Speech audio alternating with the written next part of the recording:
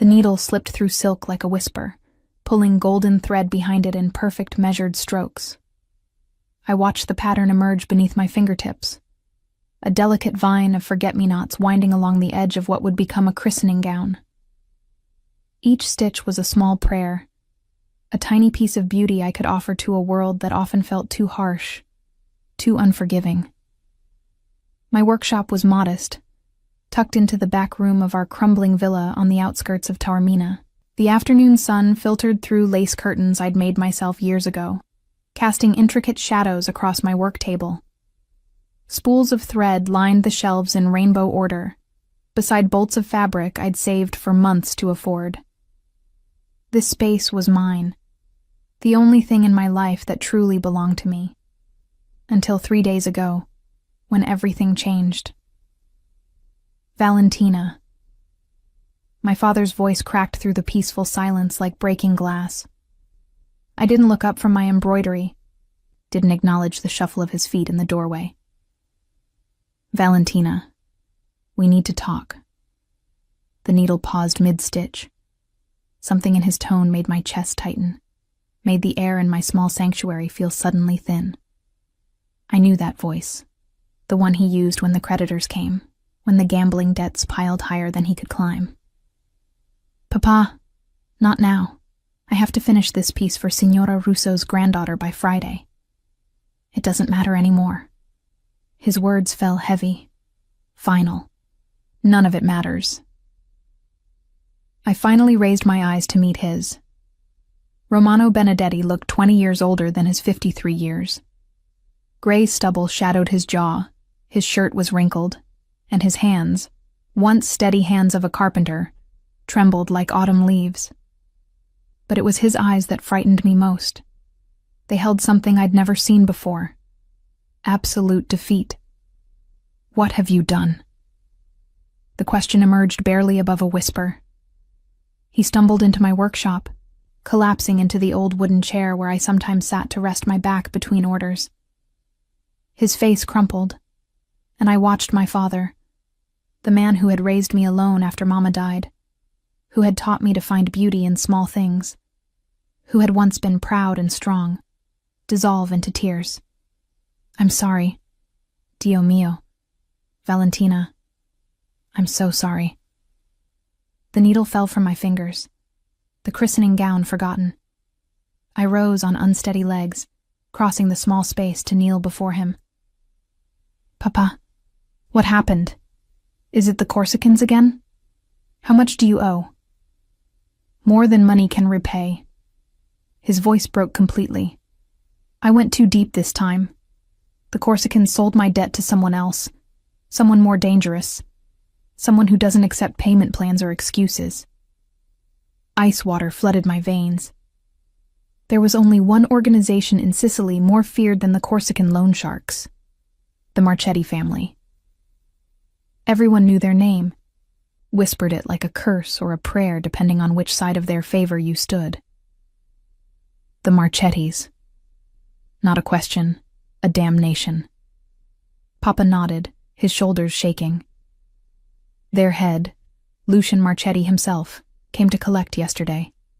I offered him everything, the villa, my tools, my life if he wanted it.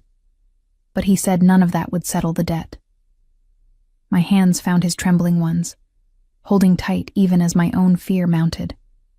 Then what does he want? The silence that followed lasted an eternity. Through the window, I could hear the distant sounds of village life, children playing, vendors calling, church bells marking the hour. Normal sounds from a normal world I was about to leave behind. You? The word emerged barely audible. He wants you, Valentina, as his wife. The workshop spun. I released Papa's hands, stumbling backward until my hips struck the work table. The christening gown slipped to the floor, golden thread spilling across old wooden planks like shed tears. No. The denial came automatically, absurdly. That's impossible. I've never even met him. Why would he? I don't know. Papa's voice gained strength through desperation. I don't know why he specifically asked for you, But he was clear. Either you marry him, or he takes everything and still expects payment in blood. My blood, probably. Maybe yours too, eventually. I pressed my palm against my chest, trying to slow my racing heart. Lucian Marchetti. Even his name carried weight in Sicily. They said he'd taken control of the family at 25 after his uncle's murder, that he'd consolidated power through ruthless intelligence rather than brute force, that he was as cold and calculating as the winter wind that swept down from Etna. They also said he'd never shown interest in marriage, preferring to keep his private life as impenetrable as his business dealings. So why now? Why me? There has to be another way. I heard the pleading in my own voice, hated it. I could work, take more orders. We could sell the villa, move somewhere smaller. He gave us 3 days. Papa's interruption was gentle but firm. Tomorrow is the 3rd day. Tomorrow evening, either you're his wife, or he comes to collect what he's owed in other ways. The sun had shifted while we talked, the lace curtains now casting different shadows across my workshop. I looked around at the space I'd built stitch by stitch, the embroidery hoops in various sizes, the half-finished projects waiting for my attention, the box where I kept my favorite piece, a small handkerchief I'd embroidered 2 years ago with a pattern of olive branches and doves. I'd made it for a donation to the local orphanage, had poured extra care into every detail, hoping it might bring some small comfort to a child who needed it. That handkerchief was long gone now, delivered to the orphanage with dozens of other pieces I'd donated over the years. Small acts of beauty offered to ease small amounts of suffering. It seemed so naive now, so childishly optimistic to think embroidery could matter in a world where fathers gambled away their daughters' futures, and men like Lucian Marchetti collected human beings as debt payment. "Does he know?" I asked quietly. "Does he know I embroider? That I have a business, small as it is?" Papa's expression crumbled further. I told him everything, hoping it would make a difference. That you're talented, that you provide for yourself, that you deserve better than this. He listened to it all, and then said the wedding would be tomorrow at sunset. 23 years old, and my life had just been sold to a stranger. A dangerous stranger who commanded fear across the island, whose word could end lives or save them, who apparently wanted a wife desperately enough to claim me as payment for debt. The thought made me shudder. What kind of man took an unwilling bride? What kind of marriage could possibly exist under such circumstances? "I won't fight it." The words tasted bitter, but they were true. I looked at my father, seeing the guilt crushing him, and knew I couldn't add to his suffering by refusing. "I'll marry him, Papa. But I want you to leave Sicily afterward. Go to Uncle Marco in Rome. Start fresh somewhere Lucian Marchetti's shadow doesn't reach." "Valentina, no. Promise me." I gripped his hands again, squeezing hard. "Promise me you'll leave, that you'll get help for the gambling, that you'll build something better with whatever years you have left. Let that be my wedding gift from you."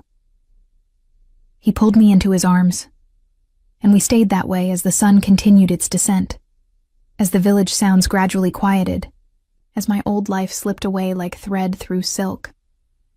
That night, I couldn't sleep. I stood at my bedroom window watching the lights of Taormina twinkle in the distance, wondering what tomorrow would bring. Would Lucian Marchetti be cruel? Indifferent? Would he expect me to play the role of dutiful wife? Or was I simply a possession to be acquired and ignored? The questions circled endlessly, unanswerable. Instead, I focused on what I could control. I spent the dark hours before dawn creating one last piece, a square of fine linen embroidered with a pattern I'd been saving for something special. Roses intertwined with thorns, beautiful and dangerous, hope wrapped around resignation. I worked by candlelight, my fingers moving with practiced precision, even as my heart hammered with fear and grief. When morning came, I packed a small trunk with my most essential tools and materials. If I was being forced into this marriage, I would at least bring the one thing that made me feel like myself. Papa watched from the doorway, his face haggard from his own sleepless night. "I should have protected you better," he said. "Your mother would never forgive me." Mama would understand. I forced a smile I didn't feel. She always said we do what we must to survive. This is survival, Papa. Nothing more, nothing less. The day crawled past with agonizing slowness. A priest arrived at noon, sent by Lucian Marchetti to prepare for the evening ceremony. He was an old man, with kind eyes, who seemed uncomfortable with the entire arrangement, but who asked no questions. The church, it seemed, also bent to Marchetti's will. At 4 o'clock, a car arrived, sleek, black, expensive. A man emerged who introduced himself as Constantine, Lucian Marchetti's closest associate. He was tall and broad-shouldered, with a scar along his jaw and eyes that missed nothing. "Signora Benedetti will need appropriate attire for the ceremony," he said to my father, his voice surprisingly soft for someone who looked so dangerous. "Mr. Marchetti has provided options." He gestured to the car, where another man waited with 3 garment bags. My throat tightened. Not only had Lucian Marchetti purchased a bride, but he'd also selected her wedding dress without her input. The presumption should have angered me, but I felt only a strange numbness as the dresses were brought inside. They were beautiful, all 3 of them. Simple, but exquisitely made, clearly expensive. The one I finally chose was ivory silk with delicate lace at the collar and cuffs, modest enough to wear before God, elegant enough to suit a Marchetti bride. When I slipped it on, it fit perfectly. Of course it did. Lucian Marchetti struck me as a man who left nothing to chance. As sunset approached, Constantine returned to escort me to the ceremony. My father helped me into the car, his hands shaking as he squeezed mine one final time. "Be strong, Farfallina," he whispered, using his childhood nickname for me, Little Butterfly. "You've always been stronger than you knew." The drive took us away from our modest neighborhood, climbing into the hills where the old villas stood, where wealth and power concentrated like storm clouds. I watched the landscape change through the car window, my hands clenched tight in my lap, the embroidered handkerchief I'd made that morning tucked into my sleeve like a talisman. We arrived at a villa that looked more like a fortress, stone walls thick and ancient, iron gates that opened silently at our approach, gardens that sprawled in geometric precision. This was where Lucian Marchetti lived, where he conducted business, where he ruled his empire. And now, where I would live too. Constantine helped me from the car, his touch surprisingly gentle. "The chapel is this way, Signorina. Your father is already inside." My legs trembled as I walked, the ivory dress whispering with each step. The chapel was small, tucked into a corner of the estate, lit by candles that cast dancing shadows across stone walls. The old priest stood at the altar, Bible in hand. My father sat in the first pew, his face anguished. And at the altar, waiting with absolute stillness, was Lucian Marchetti. My breath caught.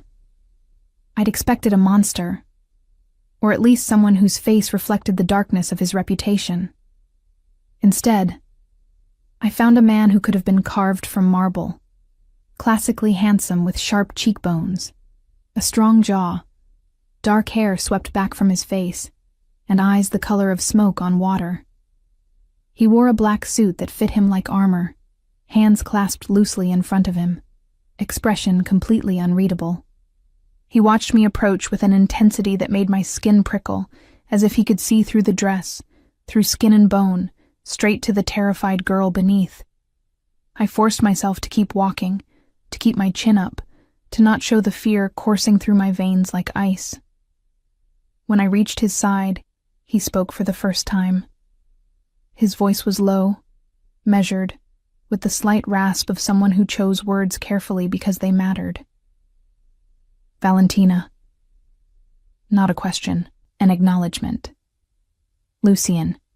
I matched his tone, refusing to give him the satisfaction of seeing me cower. Something flickered in those storm-gray eyes. Surprise, perhaps? Or approval?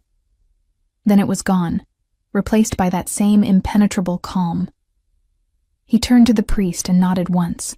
The ceremony began. I heard the words as if from a great distance. Love, honor, cherish, sickness, health, death. All the promises I'd once imagined making to someone I chose. Someone who loved me. Someone who saw me as more than payment for a debt. Instead, I spoke them to a stranger whose cold expression never wavered, whose voice remained emotionless as he repeated his own vows. When the priest instructed us to exchange rings, Lucian produced a band of platinum set with a single perfect diamond. It slid onto my finger with the weight of a shackle. I had nothing to give him in return, but he'd anticipated that too. Constantine stepped forward with a simple platinum band that I placed on Lucian's finger with trembling hands. You may kiss your bride. I braced myself, expecting. I didn't know what. Force? Possession? Claim? Instead, Lucian leaned forward and pressed his lips to my forehead. So brief, so careful, it might have been an accident. Then he stepped back, the distance between us suddenly feeling like a canyon. It's done, he said quietly, though whether to me, the priest, or himself, I couldn't tell. And just like that, I was Valentina Marchetti, wife to the most feared man in Sicily, trapped in a marriage I never wanted, bound to a stranger I didn't know, beginning a life I couldn't imagine. As we left the chapel, Lucian didn't offer his arm. He simply walked ahead, expecting me to follow. Constantine fell into step beside me, his presence oddly comforting. Your belongings have been moved to the east wing, he said quietly. Mr. Marchetti thought you might prefer your own space while you adjust. My own space. Separate rooms. Relief warred with confusion. What kind of husband married a woman and then immediately gave her separate quarters? What was Lucian Marchetti's game? I found out soon enough. After showing me to a suite of rooms that were larger than my entire childhood home, Constantine left me alone. The space was beautiful. Antique furniture, silk curtains, a bed that looked like it belonged in a palace. My small trunk of embroidery supplies looked pathetic in the corner, a reminder of everything I'd lost. I waited, nerves stretched taut, for Lucian to arrive. For the wedding night that every terrified part of me had been dreading. Hours passed. Midnight came and went, and Lucian Marchetti never appeared. The first morning of my marriage, I woke alone in a bed large enough for 4 people, tangled in silk sheets I'd barely disturbed during a fitful night of half-sleep. Sunlight streamed through windows I'd forgotten to curtain, momentarily disorienting me. For a handful of heartbeats, I didn't remember.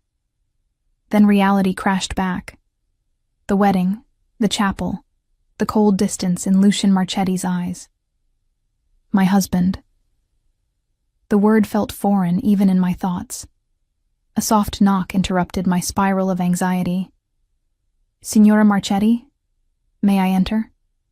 I scrambled upright, pulling the sheets higher, despite being fully clothed in the nightgown I'd found laid out in the bathroom the previous night. Another gift from Lucian, I assumed. Another decision made for me. Yes. Come in. The door opened to reveal a woman in her 50s, with kind eyes and silver-streaked hair pulled back in a neat bun.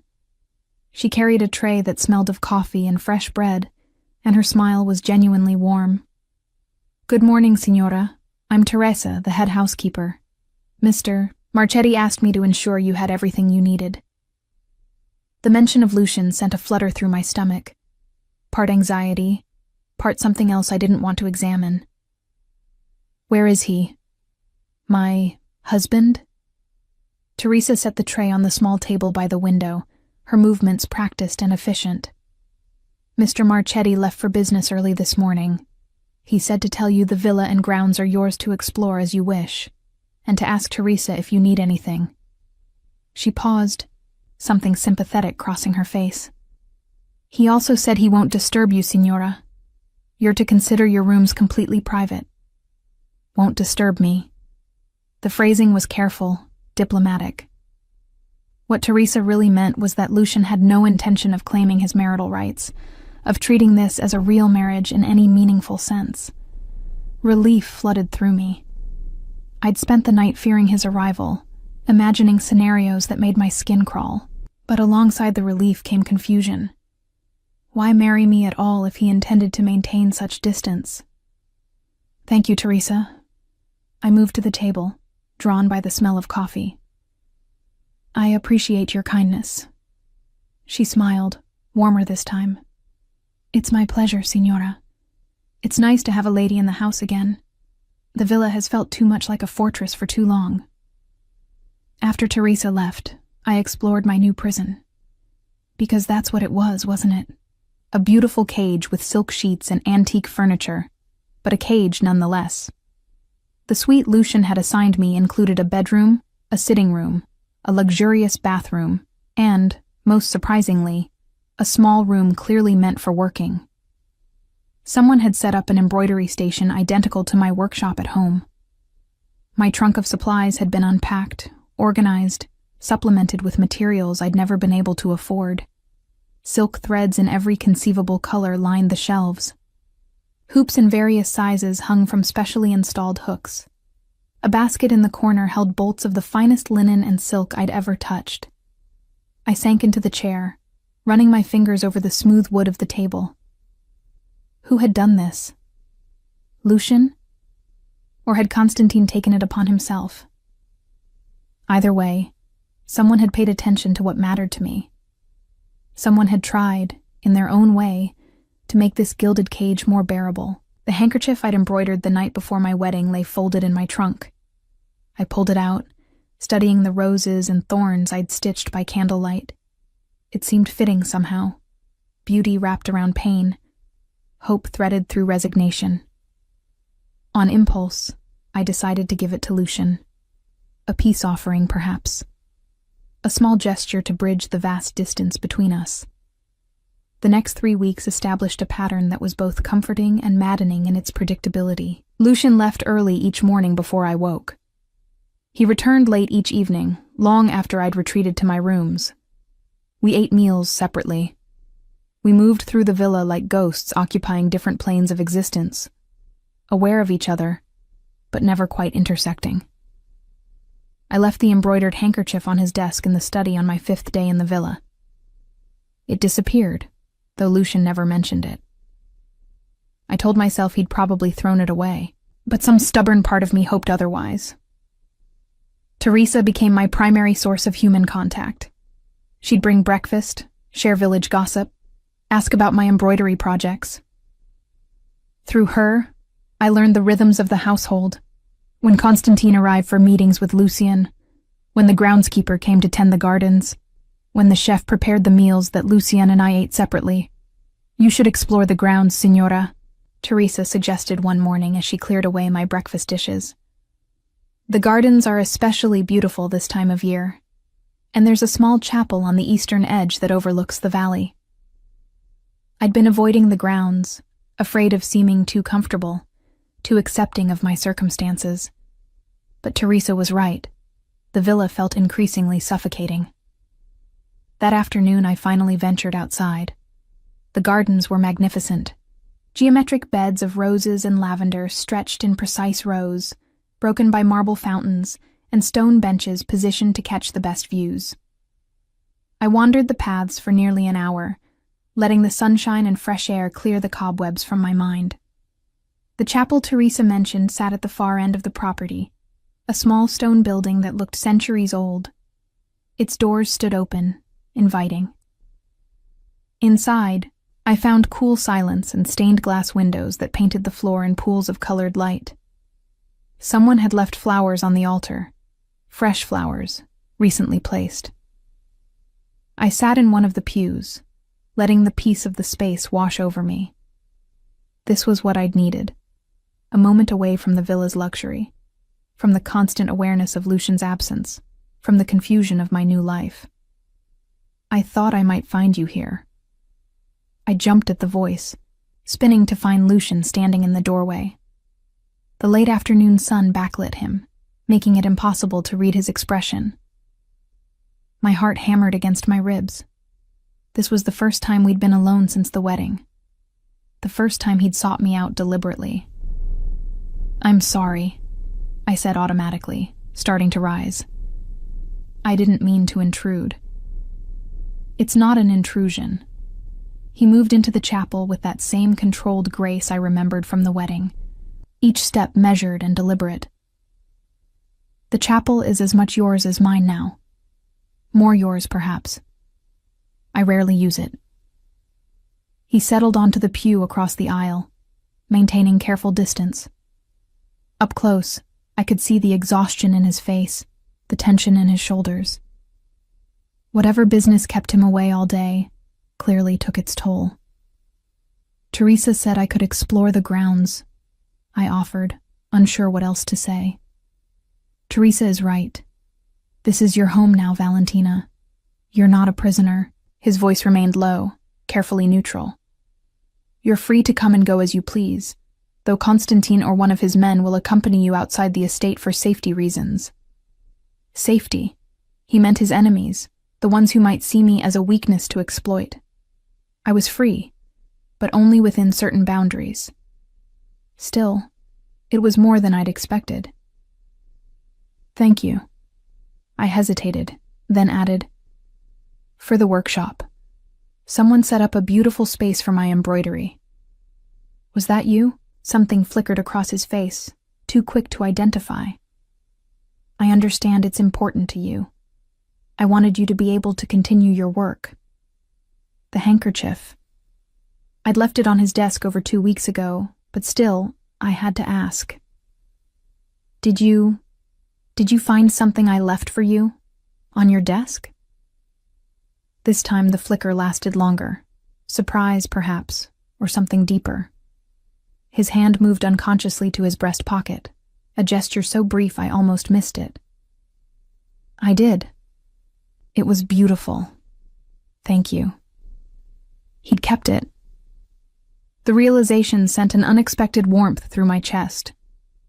Lucian Marchetti, the cold mafioso who'd purchased a bride to settle a debt, had kept the handkerchief I'd made him, had carried it with him, if that unconscious gesture meant what I thought it did. "I'm glad you liked it." I gathered my courage, needing to understand something that had been eating at me since the wedding. "Lucien, why did you marry me?" "Really?" My father's debt wasn't that large, relatively speaking. You could have taken the villa, his tools, written off the rest as a loss. Why insist on this? Silence stretched between us, broken only by the distant sound of birds outside. For a moment, I thought he wouldn't answer. Then he spoke, his voice so quiet I had to strain to hear. "Because sometimes the price of what we want isn't money. Sometimes it's something else entirely." He stood abruptly, as if the admission had cost him something. "I should return to work. Enjoy the grounds, Valentina. This is your home now. I want you to feel comfortable here." He was gone before I could press for more explanation, leaving me alone in the chapel with more questions than answers. What had he meant? What did Lucian Marchetti want that had required taking me as payment?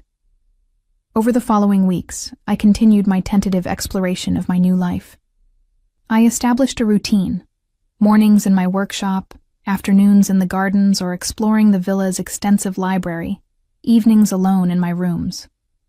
The isolation should have been depressing, but I found a strange peace in it. No one demanding things of me, no father to worry about, no creditors knocking at the door. Just blessed, quiet solitude. And yet, I found myself listening for Lucian's footsteps in the hallway. Found myself leaving small gifts in places I knew he'd find them.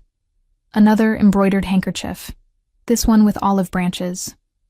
A bookmark stitched with his initials. A napkin edged with delicate lacework. Each one disappeared, never acknowledged but never rejected. It became a game of sorts, this silent conversation through embroidery. I'd create something, leave it where he'd find it, then wait to see if he'd respond. The responses were subtle. A book left on my sitting room table that I'd mentioned wanting to read, sheet music for a song I'd hummed while working, a bolt of silk in exactly the shade of blue I'd been searching for.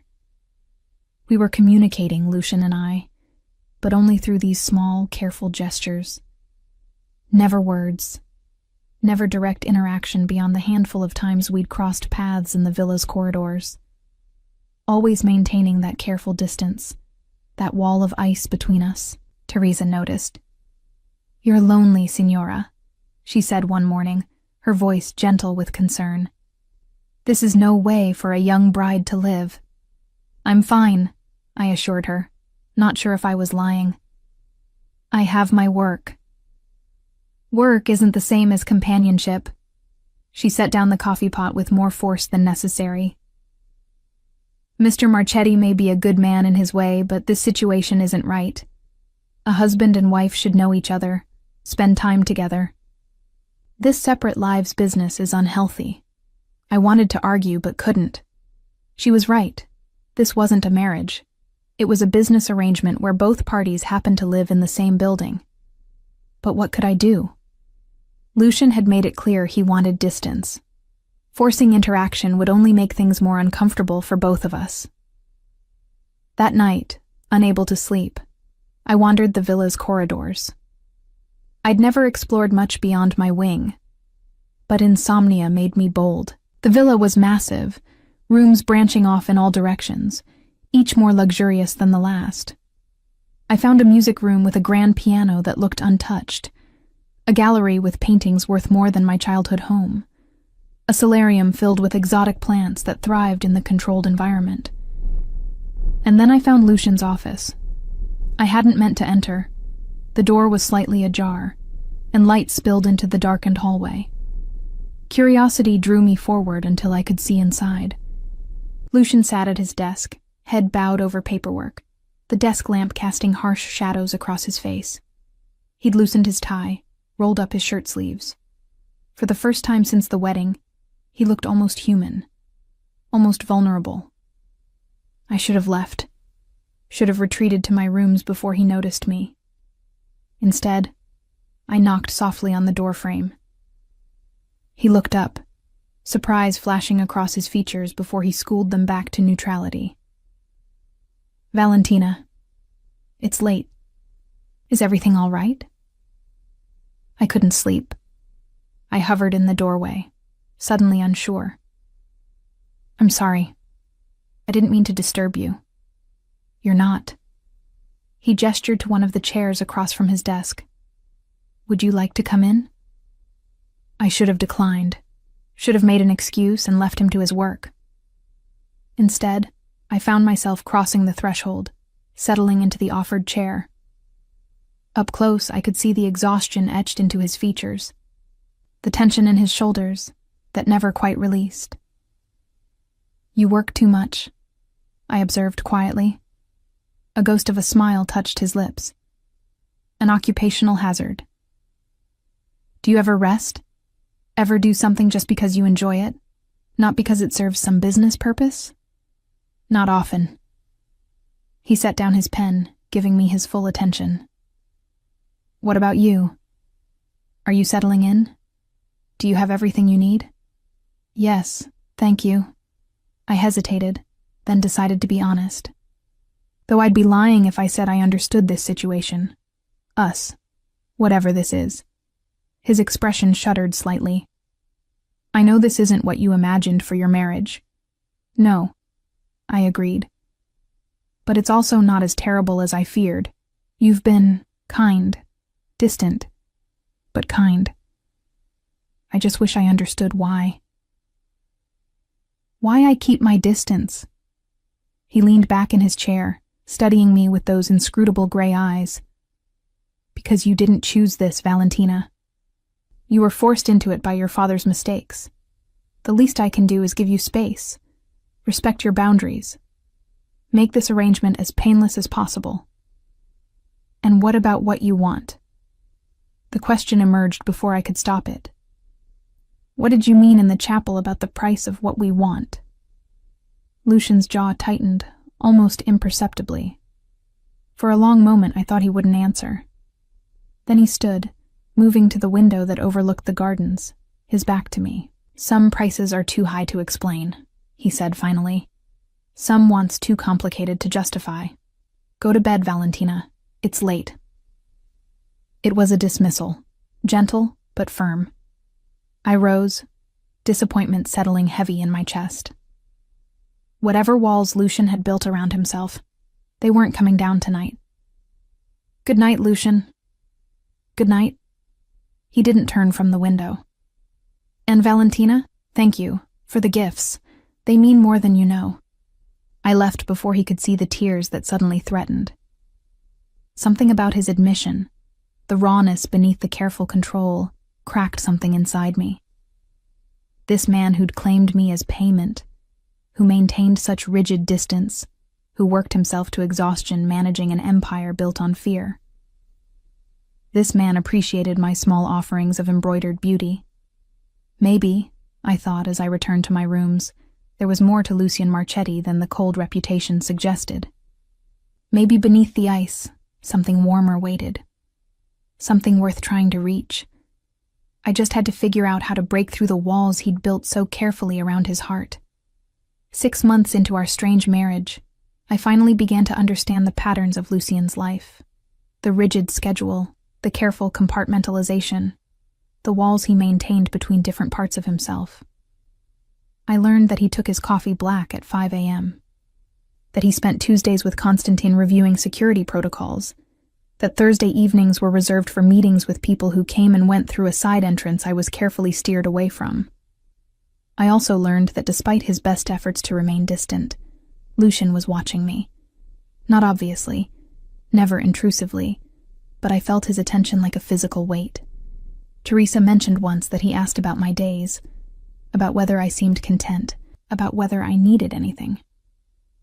Constantine, during one of our brief encounters in the garden, commented that Mr. Marchetti seemed more at ease knowing I was comfortable in the villa. It was strange, being observed from afar by a husband who barely spoke to me directly.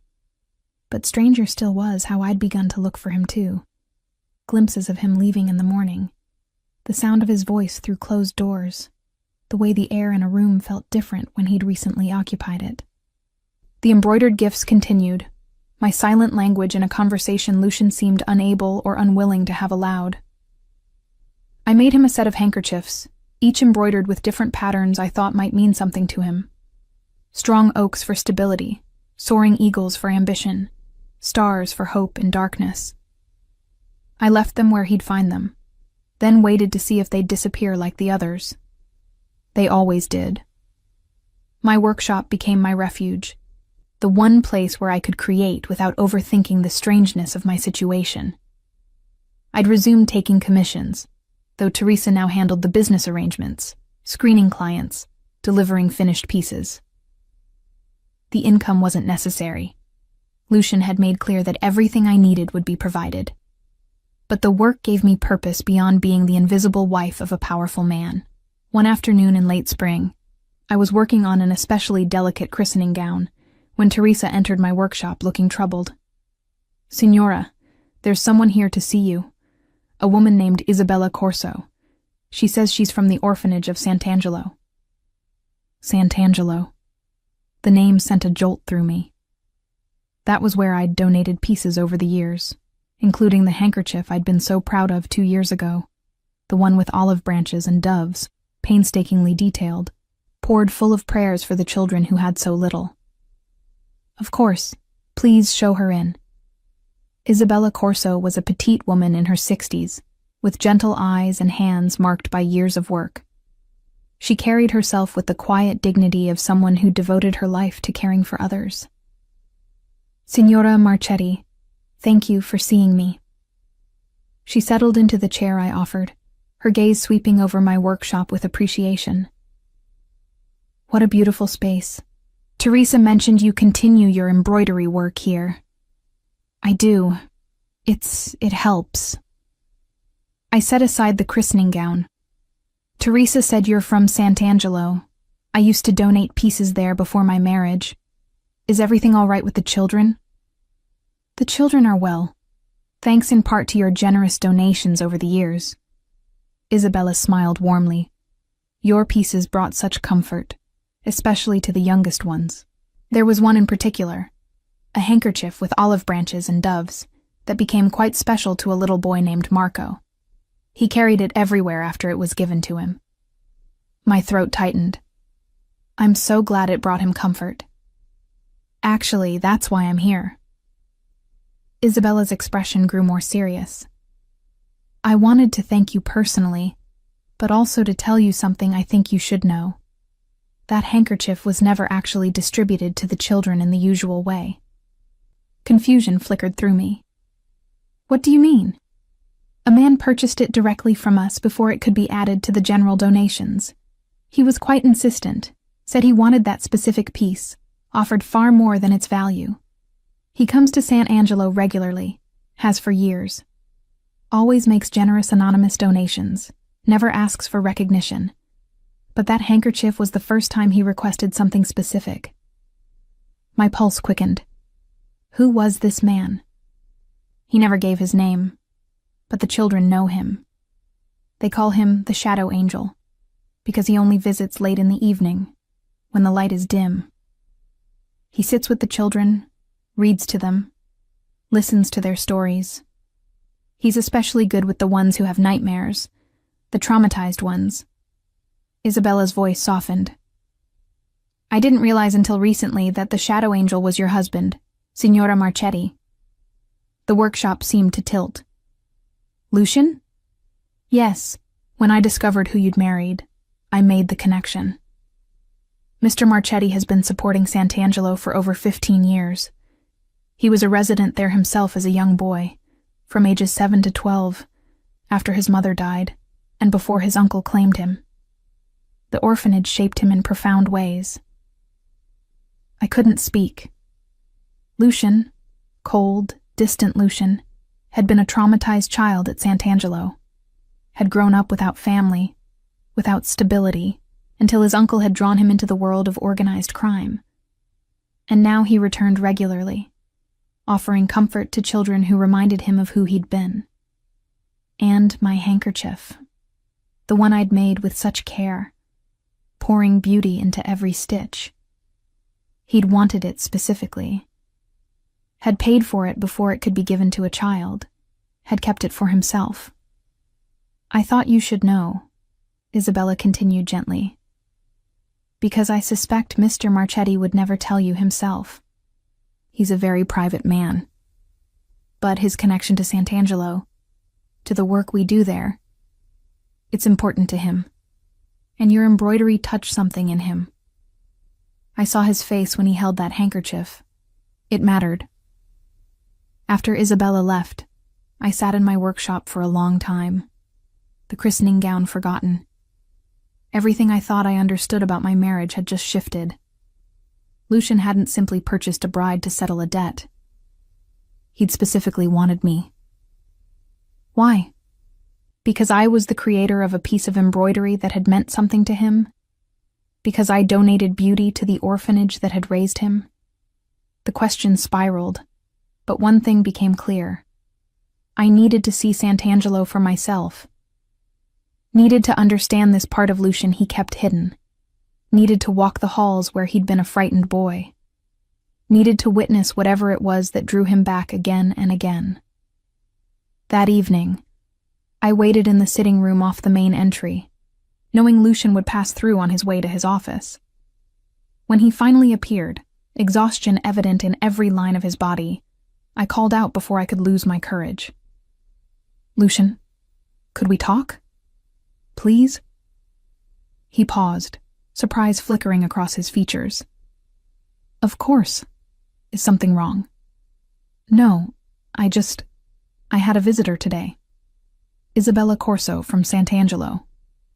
Every muscle in his body went rigid. His expression, usually so carefully controlled, showed something raw. Fear, perhaps? Or vulnerability. What did she tell you? About your connection to the orphanage. about how you support them, visit the children. I stood, crossing to where he stood frozen in the doorway.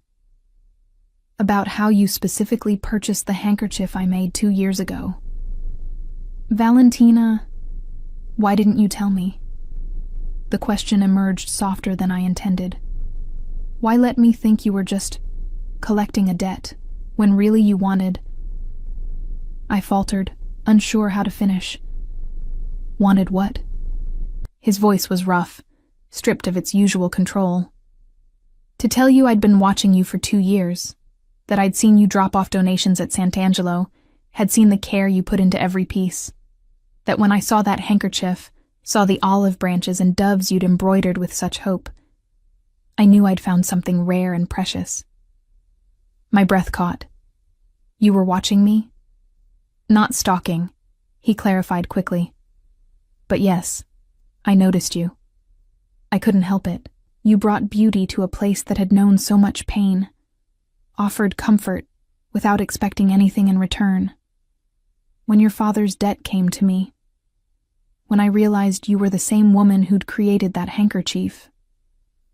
He ran a hand through his hair, a rare gesture of frustration. I saw an opportunity to bring you here, to keep you safe, to have you close in the only way I knew how.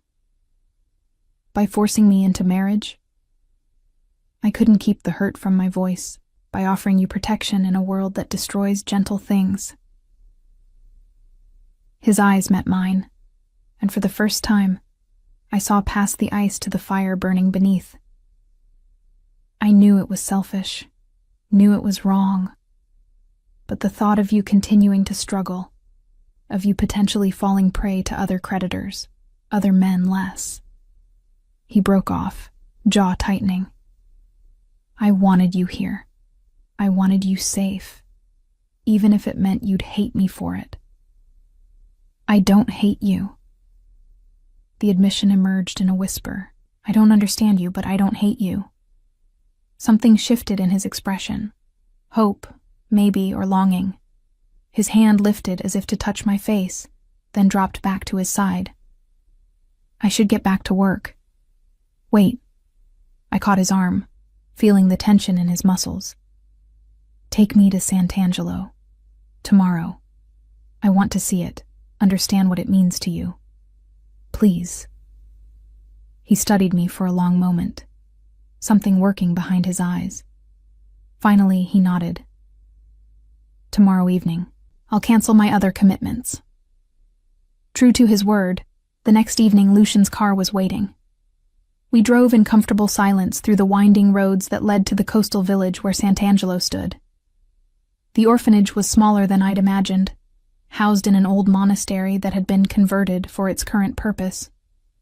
But the gardens were well maintained, the building freshly painted, signs of the money Lucian had poured into keeping it running.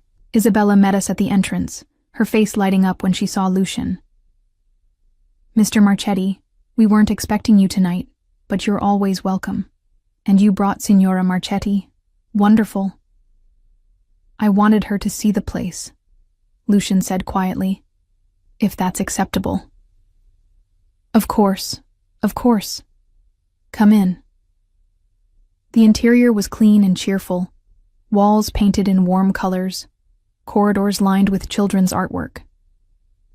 Lucian moved through the space with familiar ease, greeting staff by name, pausing to smile at children who called out to him. The transformation was remarkable, the cold mafioso melting into something warmer, more approachable, more human. We stopped in a common room where several children were playing before bedtime. A little boy, perhaps 6 years old, spotted Lucian and ran over, nearly tripping in his excitement. Mr. Shadow, you came. Did you bring a story? Lucian crouched to the boy's level, his entire demeanor softening. Not tonight, Marco, but I brought someone special I wanted you to meet. This is my wife, Valentina. She's the one who made that handkerchief you like so much. Marco's eyes widened. He dug into his pocket and pulled out a worn piece of fabric. My handkerchief, the one Isabella had said was given to him. But it wasn't the original.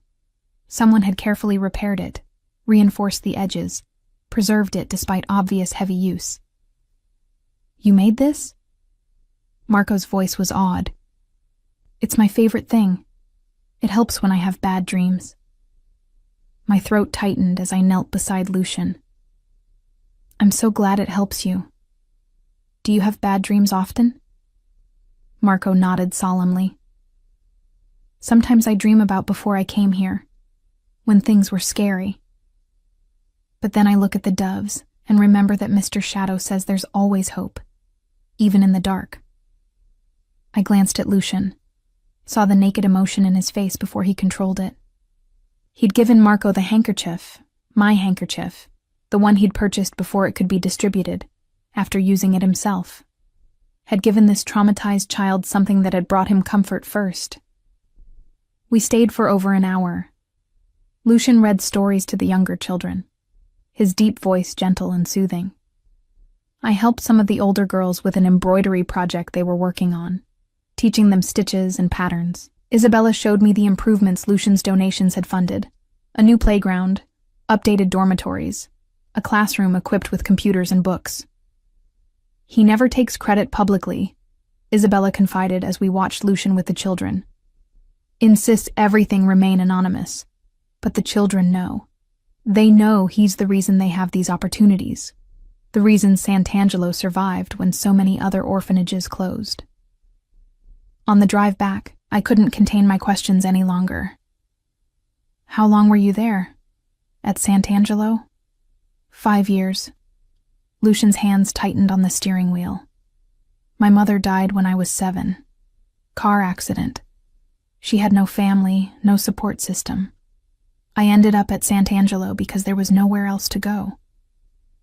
"And your uncle? The one who claimed you?" His expression hardened. "Lorenzo Marchetti. He didn't want me. He wanted an heir to train, someone to inherit his empire. He saw potential in me, I suppose. Intelligence that could be shaped into something useful. He pulled me out of Sant'Angelo when I was 12 and thrust me into a world I wasn't ready for." "Did you want to leave?" I asked softly. "No." The word was barely audible. Sant'Angelo was the closest thing to home I'd known since losing my mother. Isabella and the other staff, they cared. They saw me as a child who needed nurturing, not a tool to be sharpened. But I didn't have a choice. Lorenzo was family, and family had legal rights. "So you do understand," I murmured, "what it's like to have your life decided by others, to be claimed as property rather than cherished as a person." He glanced at me, something raw in his expression. "Yes, I understand, which is why I tried to make this as painless as possible for you. Why I gave you space, freedom within the bounds of safety. I never wanted you to feel as trapped as I did at 12. But you still trapped me," I pointed out, though without anger. "Just in a prettier cage." "I know." His voice dropped. "I know it was selfish. But when I saw the chance to have you here, to keep you safe, to..." He trailed off, seeming to struggle with words. "To have something beautiful in my life that wasn't tainted by violence and obligation. I couldn't let that pass." We arrived back at the villa, but neither of us moved to exit the car. The darkness and enclosed space made confession easier somehow, removed the need to maintain careful facades. "The handkerchief," I said quietly. "The one you gave to Marco. You'd kept it first, hadn't you? Used it yourself?" "Yes." No hesitation. "I saw you deliver it to Sant'Angelo 2 years ago. Watched you through the window as you arranged it with the other donations, as you touched it one last time before leaving. The care you'd put into it was visible in every stitch. I went inside after you left and told Isabella I wanted to purchase it. She refused at first, said all donations went directly to the children. But I offered enough money to fund the new playground, and she relented. And you kept it with you?" "Not a question. Always. In my pocket, close to my heart. It reminded me that beauty still existed in the world, that not everything had to be bought with blood and fear, that somewhere, A woman with talented hands created hope from thread and fabric. He finally turned to face me fully. Then Marco arrived. 7 years old, traumatized from abuse, nightmares every night. I saw myself in him so clearly it hurt. And I thought, maybe what brought me comfort could help him too. Tears burned my eyes. So you gave it away. So I gave it to someone who needed it more. His hand moved as if to touch my face, then fell back. But I never forgot you, Valentina. Never stopped watching when you came to Sant'Angelo. Never stopped hoping I might find a way to. To what? I whispered. To know you. The admission seemed to cost him. To have you in my life in any capacity you'd allow. When your father's debt arrived on my desk, I saw it as fate. A sign. I know that makes me sound mad, but it doesn't. I reached across the space between us, my fingers finding his. His hand was warm, larger than mine, and it trembled slightly at my touch. It makes you sound lonely, like someone who found one beautiful thing in a dark world and couldn't let it go. His fingers curled around mine, grip careful but firm. I'm sorry, he said hoarsely. For all of it. For taking your choice away. For binding you to me when you deserved so much better. For being too damaged to know how to love you the way you should be loved. Lucian. But I won't apologize for keeping you safe, he continued. Or for treasuring every gift you've given me. Or for falling in love with you long before I had any right to. The world stopped. What? I love you. He said it simply, factually, as if stating something obvious. I've loved you since I first saw you embroidering hope into fabric at Sant'Angelo. I loved you on our wedding day, though I knew you could never feel the same. I love you now, sitting here in the darkness, finally brave enough to speak the truth. His thumb traced patterns on my palm. I don't expect you to return it. I know what our marriage is. A business arrangement you were forced into. But I wanted you to know. After 2 years of watching from afar, and 8 months of living as strangers under the same roof, you deserved to know the truth. I couldn't speak. Couldn't process the magnitude of what he was confessing. Lucian Marchetti, the cold mafioso who'd claimed me as payment, had been in love with me for 2 years, had married me not out of cruel opportunism, but out of desperate longing, had maintained rigid distance not because he didn't care, but because he cared too much. Say something, he pleaded softly, even if it's to tell me I'm a fool. Instead of words, I leaned across the center console and pressed my lips to his. The kiss was gentle, tentative, a question rather than an answer. For a heartbeat, he froze. Then his free hand came up to cradle my face with devastating tenderness, and he kissed me back with all the longing he'd been suppressing for 2 years. When we finally pulled apart, both breathing hard, his forehead rested against mine. Valentina, I don't love you yet, I admitted honestly. But I could. I think I'm already starting to. And I want to try, Lucian. I want to know the man who reads to traumatized children and keeps embroidered handkerchiefs over his heart. The man who built walls to protect a heart that's been broken too many times. I want to learn to love him, if he'll let me. Yes. The word emerged rough, choked. God, yes. We sat there in the darkness of the car, holding each other. 2 people who'd been forced together now choosing to stay. It wasn't a fairy tale ending. There was still too much between us. Too many walls to dismantle. Too much damage to heal. But it was a beginning. A real one. Built on honesty and hope, and the kind of fragile trust that has to be earned one small gesture at a time. The morning after our conversation in the car, I woke to find a note slipped under my door. Lucian's handwriting was precise, controlled, so much like the man himself. Breakfast together? The terrace at 8 if you're willing. L. My heart fluttered as I read it. Such a simple request, but it felt monumental. In 8 months of marriage, we'd never shared a meal. Never sat across from each other in daylight without the buffer of ceremony or accident. This was intentional. This was him trying. I arrived at the terrace at 7:55.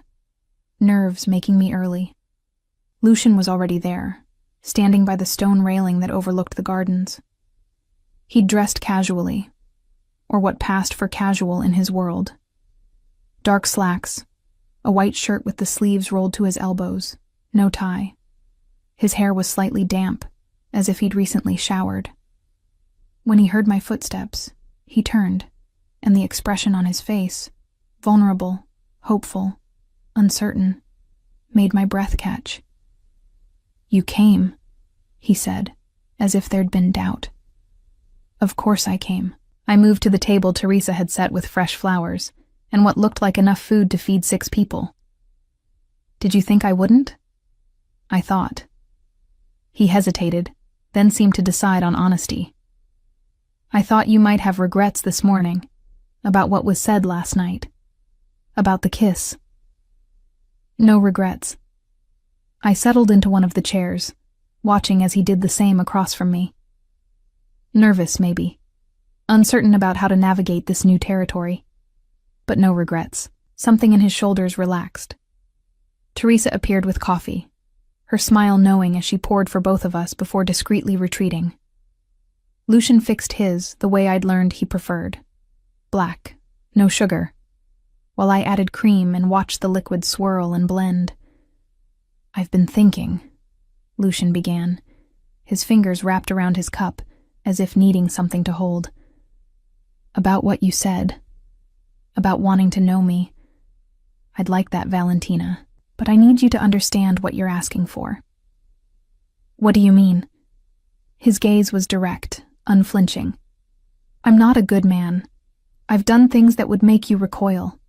I've hurt people, destroyed lives, made decisions that haunt me. The empire I inherited from Lorenzo. It's built on fear and blood. I've tried to legitimize portions of it, to move toward cleaner business, but some stains don't wash away easily." "I know what you are," I said quietly. "I've known since the wedding, since before, if I'm honest. Everyone in Sicily knows what the Marchetti family does. Knowing in abstract and knowing in detail are different things." He set down his cup, leaning forward slightly.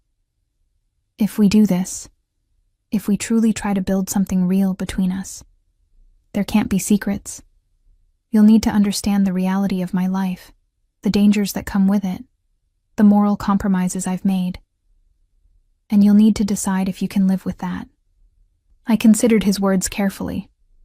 He was right. I'd known he was involved in organized crime, but I'd kept that knowledge vague, undefined. Actually confronting the specifics would be different, harder, but also necessary if we were going to move forward honestly. "Then tell me," I said. "Not everything at once. I don't think I could process that. But start somewhere. Help me understand." He was quiet for a long moment, his gaze distant. When he spoke again, his voice was measured, careful. "My uncle Lorenzo built his power on protection rackets, gambling, and strategic violence. When he died and I took over at 25, I inherited all of it.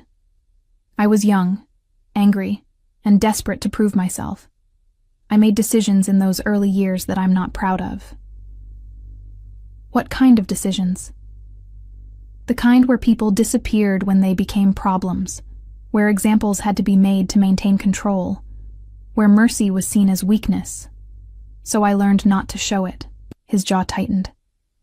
"I told myself it was necessary, that this was the world I'd been born into, the only path available to me. But necessity and righteousness aren't the same thing." "And now?" I asked. "Are you still that person?" "Some days." His honesty was brutal. "When threats emerge, when someone challenges my authority, when the people I'm responsible for are in danger, yes, I can still be that person. But I've tried to change, to find other ways. Constantine helps with that. He's been pushing me toward legitimate business for years, toward finding solutions that don't require violence. Is that why you support Sant'Angelo? And other charities, I assume? To balance the scales? A bitter smile touched his lips. You can't balance those scales, Valentina. No amount of charity erases blood. But yes, I try to do some good. To create something positive from the wealth I've accumulated through morally ambiguous means. It doesn't absolve me, but it means something matters beyond just power and control. I absorbed this, letting the truth of who he was settle into my understanding. He watched me carefully, as if expecting rejection. Instead, I reached across the table, my hand finding his. Thank you for being honest. I know that wasn't easy. His fingers closed around mine, grip almost desperate. You're not. Repulsed? I'm processing, I admitted. But no, not repulsed. You've been shaped by circumstances beyond your control, Lucian.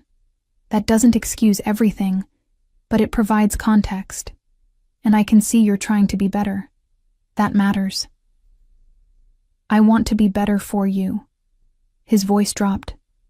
I want to be the kind of man who deserves you, even though I know I never truly will. Stop that. I squeezed his hand firmly. Stop deciding you're unworthy before giving us a chance. We're both learning here. How to be married, how to trust, how to build something real from an arranged foundation. That takes time and patience and forgiveness. From both of us. Something shifted in his expression. Hope breaking through the habitual cynicism. I don't deserve your forgiveness. Maybe not, but you have it anyway. I smiled softly. Now, can we please eat? Teresa will be heartbroken if we let all this food go to waste. The tension broke. Lucian laughed, actually laughed, and the sound transformed his entire face. For a moment, I glimpsed the boy he must have been before life hardened him, before Lorenzo molded him into something colder. We ate breakfast together, conversation flowing more easily than I'd expected. He asked about my embroidery projects, seeming genuinely interested in the technical details of different stitches and patterns. I asked about the legitimate parts of his business, the real estate holdings, the import company, the restaurant chain, neutral territory where we could learn each other's rhythms without diving into darker waters. There's a charity gala next month, Lucian mentioned as Teresa cleared away our plates. In Palermo, several business associates will be there, along with politicians and society figures.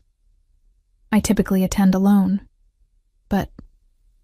He paused, something vulnerable entering his expression. Would you consider coming with me? As my wife, publicly? The request was significant. In 8 months, we'd never appeared together socially, never acknowledged our marriage beyond the legal paperwork. This would be a statement, to his world and mine, that we were truly together. I'd like that, I said, watching relief wash over his features. Though I'll need something appropriate to wear. I'll arrange for a stylist to visit with options. He caught himself. Unless you'd prefer to choose yourself, I don't want to make decisions for you. The consideration warmed me. He was trying so hard to give me agency, to make up for the choice he'd stolen when forcing this marriage. A stylist would be helpful, actually. I wouldn't know where to begin dressing for that kind of event. Over the following weeks, our mornings together became routine. Breakfast on the terrace when weather permitted, in the smaller dining room when it didn't. Lucian still left early for business most days, still returned late most evenings. But now he sought me out afterward. Small conversations in the library, walks through the gardens as the sun set, moments of connection that gradually built trust between us. I continued leaving embroidered gifts, but now with explicit acknowledgement. A bookmark for the book he was reading, a handkerchief monogrammed with his initials for his breast pocket. A small wall hanging for his office depicting the view from Sant'Angelo. Olive trees and ocean. Peace captured in thread.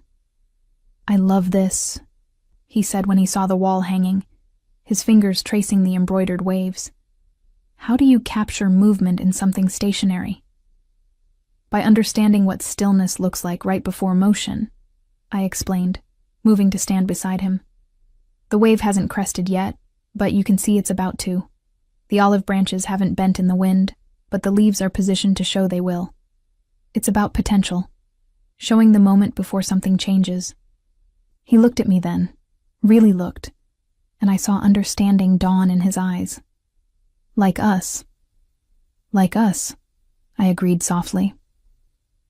The night of the gala arrived faster than I expected. The stylist had provided a midnight blue gown that hugged my curves before flowing to the floor, elegant and understated. Teresa helped with my hair and makeup, her excitement palpable.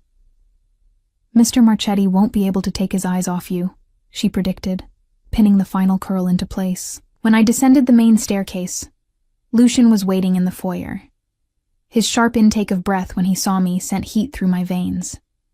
He wore a tuxedo that emphasized his broad shoulders, his dark hair perfectly styled, every inch the powerful man the world knew him to be.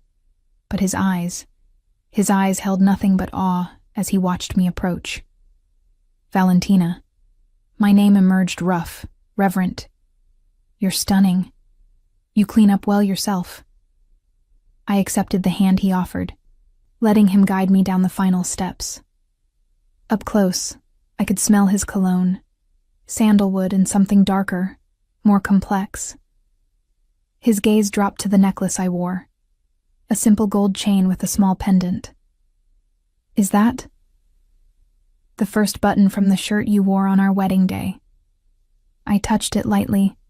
I saved it, had it made into a pendant. I thought, if I'm wearing something that represents our beginning, even a difficult one, it might remind me that beginnings can lead to better things. His hand came up to cup my face, thumb brushing my cheekbone with devastating gentleness. "How did I get so lucky?" "You didn't," I said honestly. "You manipulated circumstances to force an outcome you wanted. But you're trying to make it right, and that counts for something. I'll spend my life making it right if you'll let me." The gala was overwhelming. Hundreds of people in a ballroom that dripped with crystal and gold, champagne flowing freely, conversations conducted in the coded language of the wealthy and powerful. Lucian kept me close, his hand at the small of my back, introducing me to associates whose names I instantly forgot. "His wife," he called me, with unmistakable pride. Not his business arrangement, or his convenient solution to a debt problem. His wife. "She's lovely, Lucian," one elderly woman commented, her sharp eyes assessing me. "Where has she been hiding all these months?" "Adjusting to married life," Lucian replied smoothly. "I wanted to give her time to settle in before throwing her into this circus." The woman laughed. "Smart man. Too many grooms parade their new brides around like trophies before the poor girls know which fork to use." She turned to me, her expression warming. "Don't let him work too much, dear. These men will bury themselves in business if we don't drag them out occasionally." As she moved away, I leaned closer to Lucian. "She seems kind." "Donna Castellano. Her husband ran the Eastern Territories before he died. She's retired now, but still commands respect." He guided me toward a quieter corner. "Are you doing all right? I know this is a lot." "I'm fine, though I wouldn't mind some air soon." "The terrace is just through those doors. Let's—" Lucian Marchetti, the voice that interrupted, was smooth, cultured, and carried an undercurrent of menace that made my skin prickle. "I heard rumors you'd finally taken a wife. Mikhail Volkov. I don't believe we've been introduced." The man who'd appeared was perhaps 40, handsome in a cold way, with pale eyes that assessed me like I was a piece on a chessboard. Lucian's entire body had gone rigid, his hand tightening protectively on my waist. "Volkov." The name emerged flat, unwelcoming. What brings you to Palermo? Business opportunities. Volkov's smile didn't reach his eyes. And curiosity about the woman who finally captured the great Lucian Marchetti's attention. She must be extraordinary to make you drop your guard after all these years. The threat was barely veiled. Lucian's jaw tightened, but his voice remained controlled. Valentina is my wife and under my protection. That's all you need to know. Of course, Volkov inclined his head with mock courtesy. Please give Donna Castellano my regards. I believe I saw her near the champagne fountain. He melted back into the crowd, but the damage was done. Lucian's entire demeanor had shifted, the careful control replaced by something harder, more dangerous. He guided me toward the exit with barely restrained urgency. We're leaving. Lucian, what? Now. Not angry at me, but at the situation, at Volkov, at the danger that had just become very real. In the car, he pulled out his phone, firing off rapid texts to Constantine. I watched the city lights blur past, my mind churning with questions I wasn't sure I wanted answered. Who is Mikhail Volkov? I finally asked. Lucian's hand found mine in the darkness, grip tight. Someone dangerous. Someone I've been working to keep away from my territory. And now he knows about you. Is that a problem? Yes. No hesitation. Because men like Volkov look for weaknesses to exploit. And you, Valentina, are my greatest weakness. His voice dropped. But also my greatest strength, which is why I need you to trust me. Whatever happens next, whatever measures I have to take, trust that it's all to keep you safe. Fear coiled in my stomach, but I squeezed his hand. I trust you. That may change, he said quietly. When you see what I become when people I love are threatened. We arrived back at the villa to find additional security posted at the gates, in the gardens, throughout the house. Constantine was waiting in the foyer, his expression grim. We've secured the perimeter and increased patrols. I've reached out to our contacts in Volkov's organization. Seems he's been sniffing around our operations for weeks. Tonight was deliberate positioning. And Sant'Angelo? Lucian's voice was sharp. Double security, all under the guise of routine maintenance. Isabella has been briefed to refuse any visitors she doesn't personally recognize. Good. Lucian turned to me, his face softening slightly. Valentina, I need you to stay close to the villa for the next few days. No trips to town, no visiting the village. Constantine or one of his men will be with you whenever you're outside your rooms. You think Volkov would actually try something? I think he's probing for weaknesses. Tonight was reconnaissance. Seeing how I react, measuring my attachment to you. Now that he knows you matter to me, he'll look for ways to exploit that. His hand came up to cup my face. I won't let him near you, I promise. The increased security became my new normal. Constantine or one of his men, Antonio, Marco, or the silent but efficient Sergio, accompanied me everywhere. Even in the gardens, even in the villa itself, I was never truly alone. Lucian had transformed our home into a fortress, and while I understood the necessity, the constant surveillance wore on my nerves. 3 days after the gala, I was in my workshop trying to lose myself in embroidery when Lucian appeared in the doorway. He looked exhausted. Dark circles under his eyes, tension radiating from his shoulders. He'd been working nearly around the clock, I knew, coordinating with Constantine to shore up vulnerabilities in his operations. Can I come in? He asked, as if this wasn't his house, as if he needed permission to enter any room. Of course. I set aside the piece I'd been working on, a table runner with intricate geometric patterns that required intense concentration I couldn't muster. You look terrible. Thank you, he said dryly, but moved to sit in the chair across from my work table. I wanted to update you on the situation. My stomach tightened. Has something happened? Nothing direct. But Volkov's been making moves, talking to my suppliers, approaching my business partners, spreading rumors about instability in my organization. His jaw tightened. It's psychological warfare. He's trying to make me seem weak, vulnerable, and he's using you as evidence. Me? How?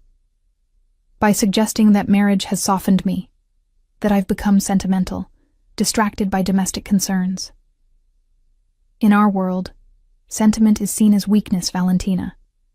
Men like Volkov believe love makes you compromised, easier to manipulate. And is it true? I asked quietly. Does loving me make you weaker? His eyes met mine, fierce and unwavering. It makes me more dangerous, because now I have something worth fighting for beyond just power and territory. But it also creates vulnerabilities I didn't have before. Volkov knows that if he threatens you, I'll respond. He's counting on that response being reckless, emotional, giving him opportunities to strike. So what do? We're careful, we're smart, and we wait for him to make a mistake. He leaned forward, elbows on his knees. I've dealt with men like Volkov before. They're patient predators, but they're also arrogant. Eventually he'll overreach, and when he does, we'll be ready. I hated the casual way he spoke about violence and strategy, hated that my life had become a piece in some brutal chess game. But I also understood that this was his reality, had been his reality long before I entered it, and now it was mine too. There's something else, Lucian continued, his voice dropping. I need to attend a meeting tomorrow, in Messina. It's with several associates who are concerned about recent developments. I need to reassure them, demonstrate strength and stability. How long will you be gone? Overnight. Maybe 2 days if negotiations run longer than expected. His hand reached across the space between us, finding mine.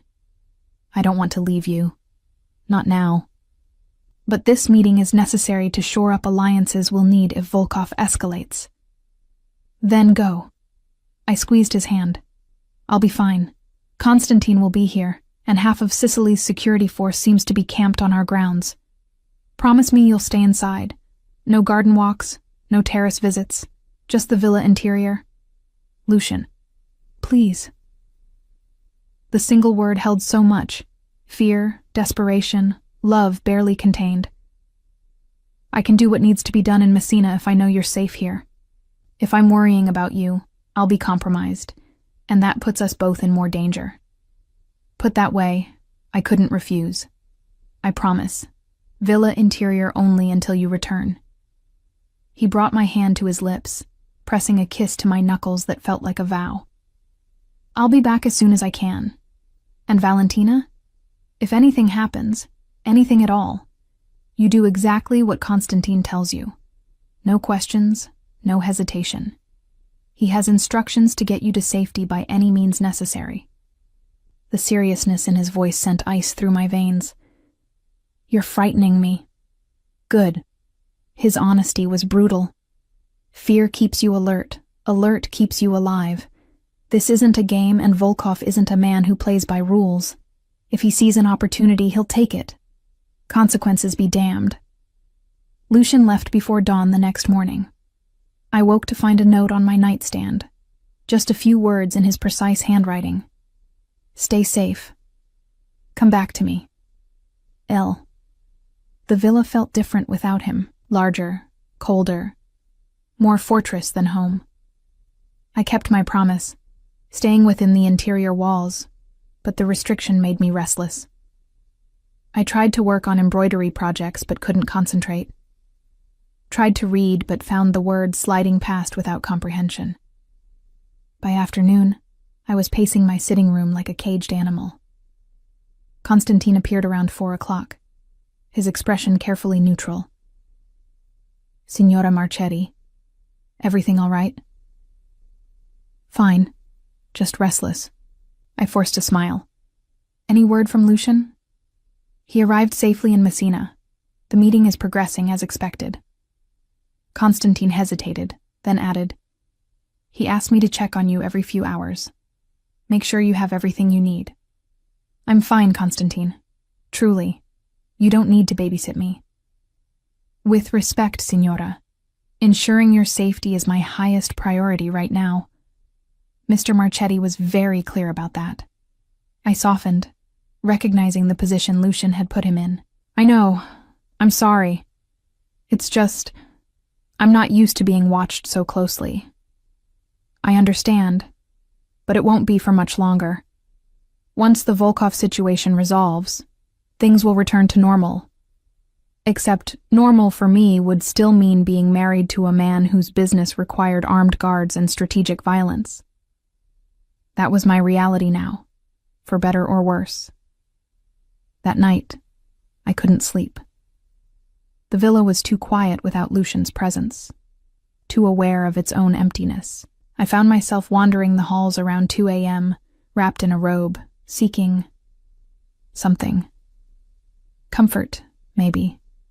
Connection. Proof that I wasn't entirely alone. I ended up in Lucian's office, the room he'd been so carefully keeping me out of for months. The door was unlocked, an oversight probably caused by his rushed departure. I knew I shouldn't enter, that this was a violation of the trust we'd been building. But curiosity won out over propriety. The office was exactly as I'd expected. Organized, austere, dominated by a massive desk and floor-to-ceiling bookshelves. But what drew my attention was a glass case mounted on the wall behind the desk. Inside, carefully preserved and beautifully displayed, were all the embroidered pieces I'd made for him over the past months. The handkerchiefs, the bookmark, the wall hanging, all treated like precious artifacts. And in the center, given the place of honor, was the original handkerchief, the one with olive branches and doves, the one I'd made 2 years ago for Sant'Angelo, the one he'd purchased and kept before eventually giving it to Marco. Except this wasn't the same handkerchief. Looking closer, I realized he'd commissioned an exact replica. Same pattern, same colors, same dimensions. He'd given the original to Marco but kept this copy for himself. Had someone recreate the piece that had meant so much to him? Tears blurred my vision. This cold, dangerous man who'd forced me into marriage had been carrying proof of his love for 2 years. Had treasured my work like some people treasured photographs or love letters. Had built a shrine to our connection before I'd even known his name. I was wondering when you'd find that. I spun to find Constantine in the doorway, his expression unreadable. "I'm sorry. I shouldn't have..." "He wouldn't mind." Constantine moved into the office, his gaze moving to the glass case. "He comes in here sometimes late at night, just to look at them. I found him standing exactly where you are, touching the glass like he could feel the stitches through it. Why didn't he tell me? Why keep this hidden?" "Because Mr. Marchetti doesn't know how to accept that he deserves beautiful things. He spent his whole life believing he's a monster, that anything good he touches will be corrupted by association. You, your work, it's proof he's wrong. But admitting that means admitting he's worthy of love, and that's a truth he's not ready to face."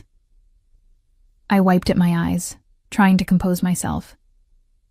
"He told me he loved me, in the car after Sant'Angelo." "I know. He called me afterward, sounding terrified that he'd ruined everything by being too honest." Constantine's voice gentled. "But he's trying, Signora. For you, he's trying to be better than what he was made to be." "I know." I looked back at the display case, at the tangible evidence of Lucian's hidden heart. I just wish he'd let me see this side of him more often, instead of hiding behind walls. The walls protected him when he had nothing else. Constantine moved to stand beside me. "But they're also the hardest thing to tear down. Be patient with him. He'll get there."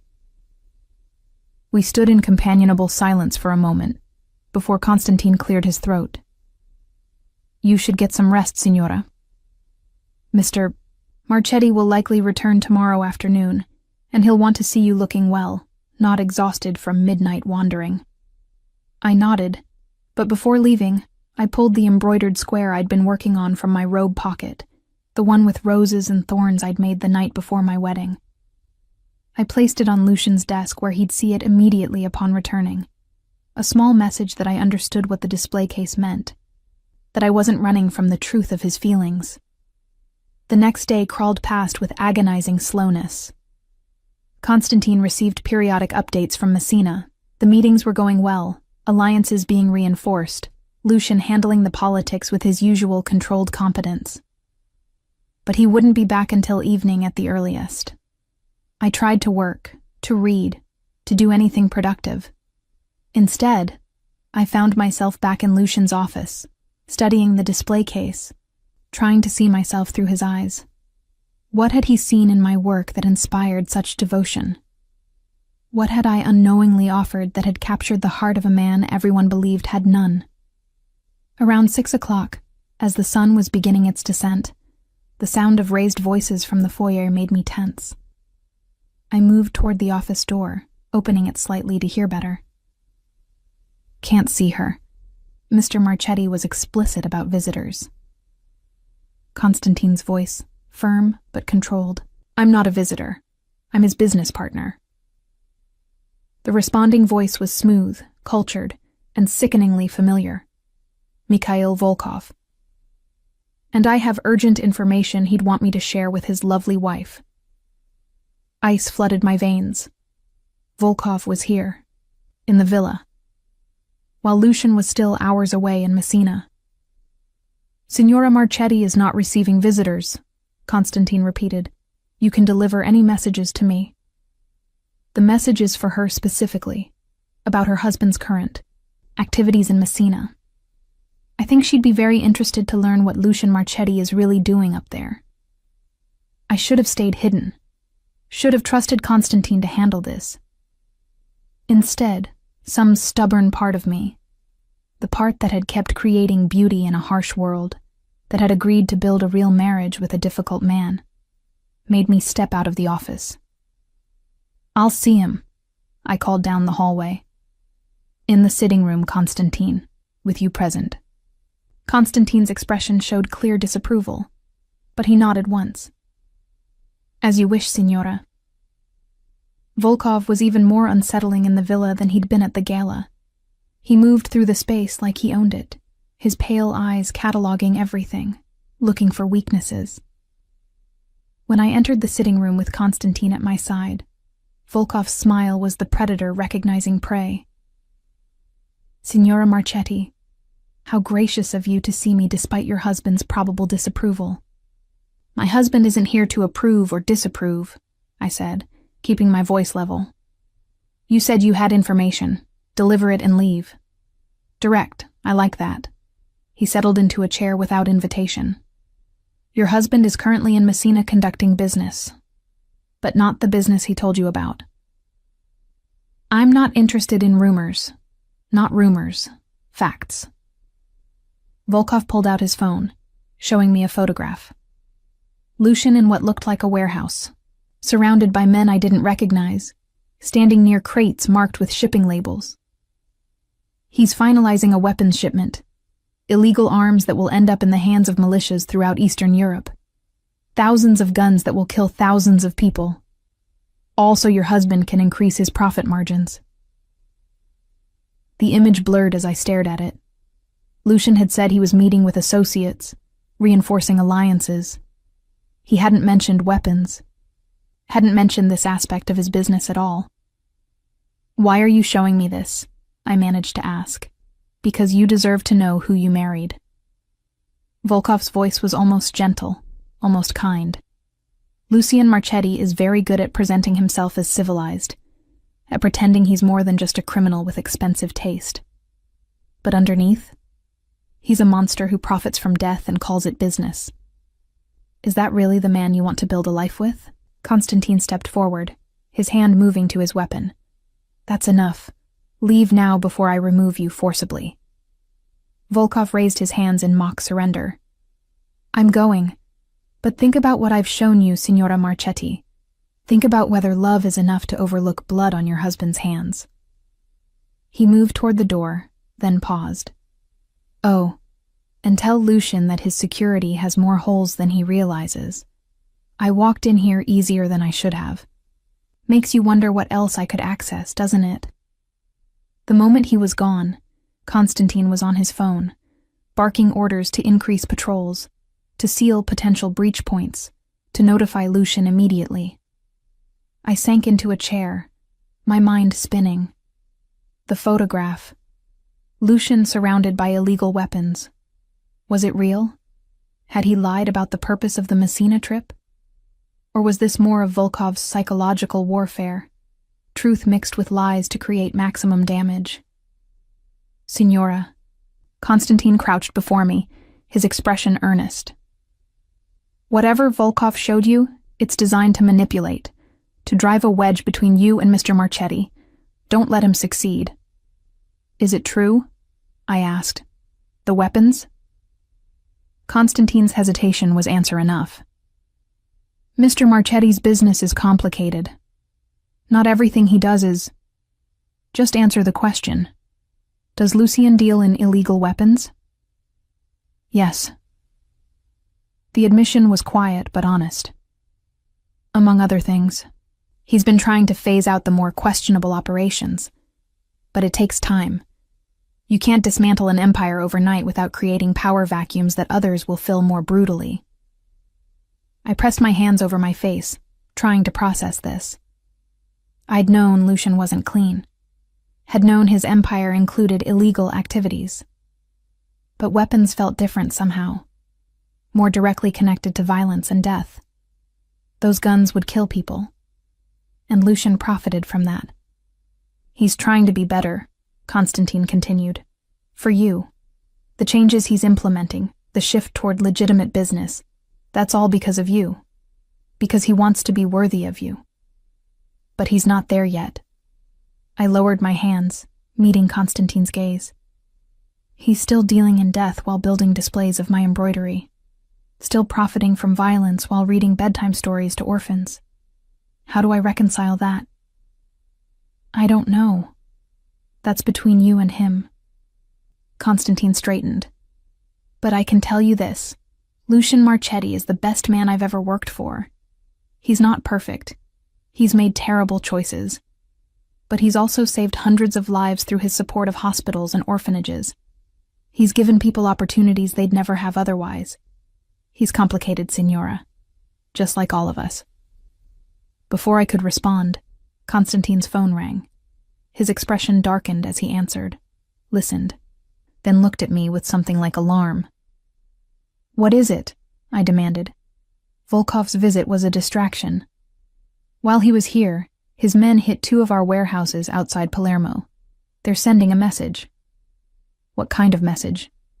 "That nowhere is safe. That they can strike anywhere, anytime." Constantine's jaw tightened. "Mr. Marchetti is returning immediately. He should be here within 2 hours." Those 2 hours felt like an eternity. I waited in the sitting room, unable to concentrate on anything except the sick fear churning in my stomach. Volkov had walked into the villa like he owned it. Had shown me truths about Lucian I wasn't ready to face. Had proven that the security I'd been counting on wasn't as impenetrable as Lucian believed. When Lucian finally burst through the villa doors, he looked like controlled fury. His eyes scanned the room until they found me, and I watched relief, love, and fear war across his features before he crossed to me in 3 long strides, pulling me into his arms. "Are you hurt? Did he touch you?" "No, I'm fine. Constantine was here the entire time." I let myself sink into his embrace, drawing comfort from his solid presence. "But Lucian..." "I know. Constantine briefed me." He pulled back just enough to cut my face, forcing me to meet his eyes. "What he showed you, the photograph, it's real. I won't lie about that. But it's also not the whole truth." "Then tell me the whole truth." I placed my hands over his. "No more secrets. No more protecting me from the reality of your world. Tell me everything." Lucian led me to his office, the room where I'd discovered his shrine to my embroidery. where he'd kept evidence of his hidden heart. He poured himself a drink, the amber liquid catching the lamplight as his hand trembled almost imperceptibly. I'd never seen him this shaken, this close to losing the iron control he maintained so carefully. "The weapons shipment Volkov showed you is real," he began, his voice rough. "It's one of the last contracts I inherited from Lorenzo that I haven't been able to terminate without causing major disruptions. The buyers are militia groups in Eastern Europe, some fighting for legitimate causes, some less so. I've been trying to renegotiate, to find ways to exit that market entirely, but it's complicated." Complicated how? I needed to understand, needed to see beyond the simple horror of guns and death. Because if I pull out, someone else fills the vacuum immediately. Someone with fewer scruples about who they sell to, with no interest in screening buyers or limiting quantities. At least through my network, there are controls, limits, attempts to prevent the worst outcomes. He took a long drink, grimacing. It's a rationalization, I know. Blood money is still blood money, regardless of how carefully it's counted. Are you planning to stop? To get out of that business entirely? Yes. No hesitation. I've been working toward that for 2 years, since I first saw you at Sant'Angelo, if I'm honest. Something about watching you create beauty for children who had nothing made me look at my own choices differently. Made me want to build something better than what Lorenzo left me. He moved to the glass display case, his fingers hovering over the replica handkerchief without quite touching. Every time I looked at this, I thought about the woman who'd made it, who'd poured hours into something she'd never be paid for, just because it might bring comfort to a frightened child. And I thought about the man I was, someone who profited from making children frightened in the first place. The cognitive dissonance was destroying me. Then why haven't you stopped? I moved to stand beside him, studying our reflections in the glass. If you've been working toward change for 2 years, why are you still making weapons deals? Because dismantling an empire takes time and strategy. His jaw tightened. I can't just announce I'm going legitimate. That would signal weakness, invite challenges from people like Volkov who'd love to carve up my territory. I have to transition carefully, replacing illegal revenue streams with legal ones, ensuring the people who depend on me for employment aren't left vulnerable. The people who depend on you are also involved in illegal activities, I pointed out. Some, yes, but not all.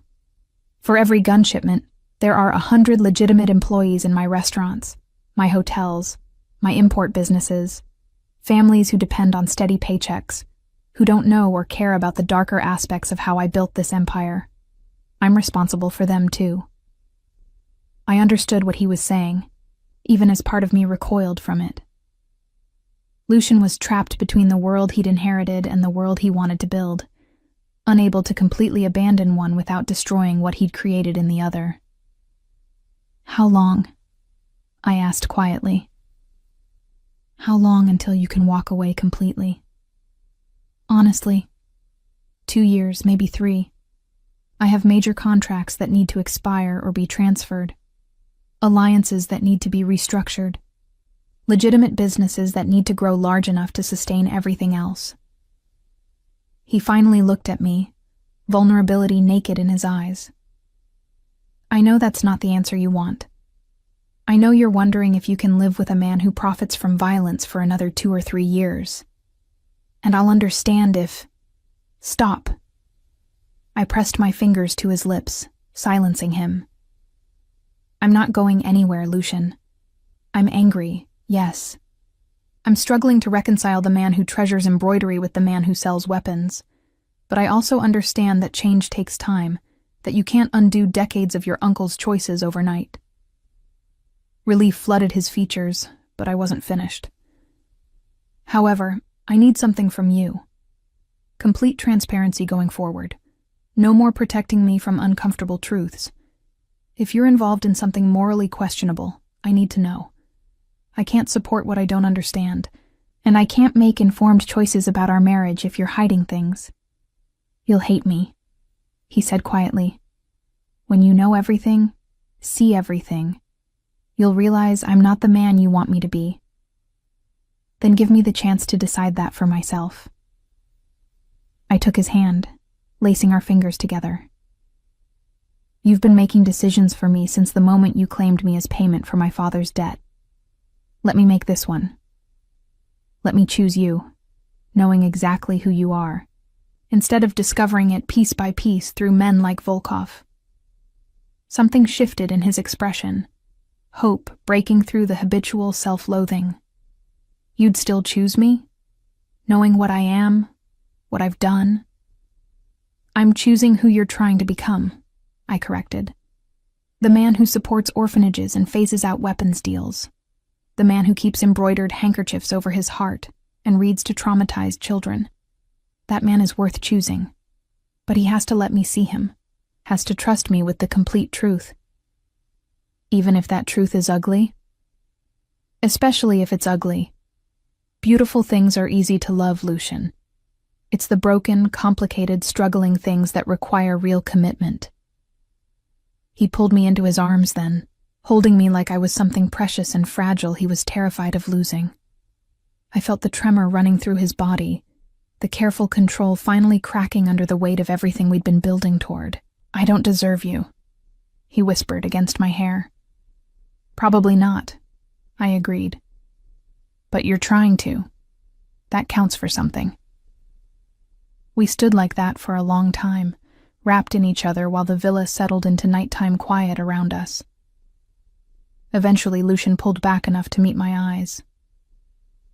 Volkov will escalate. What happened today?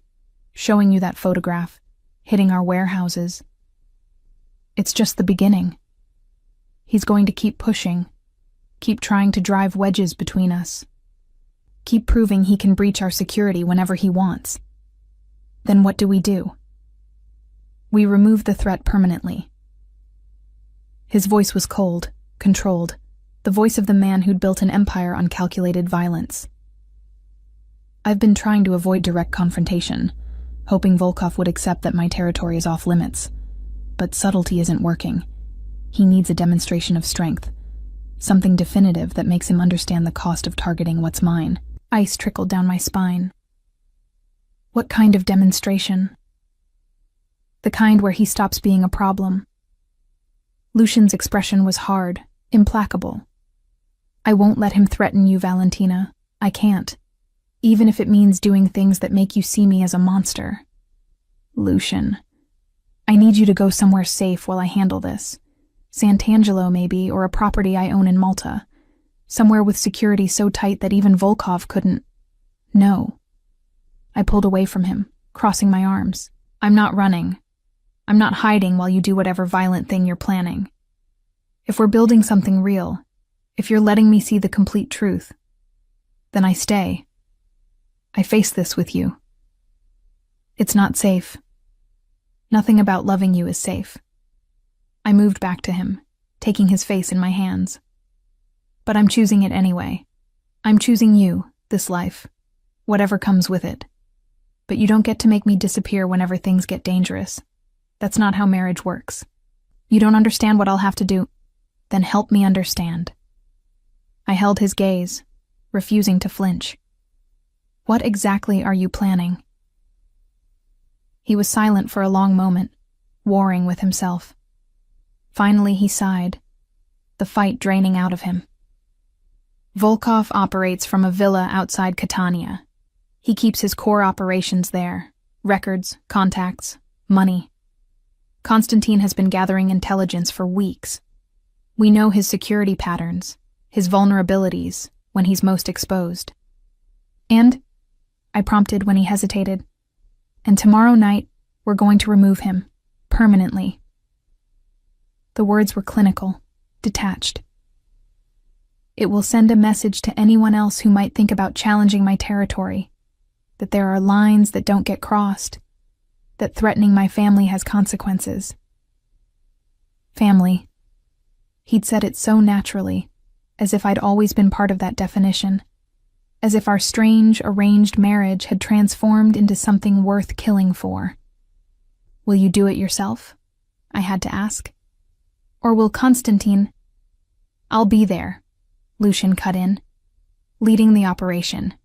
I don't ask my men to do anything I'm not willing to do myself. But yes, Constantine and a team will be with me.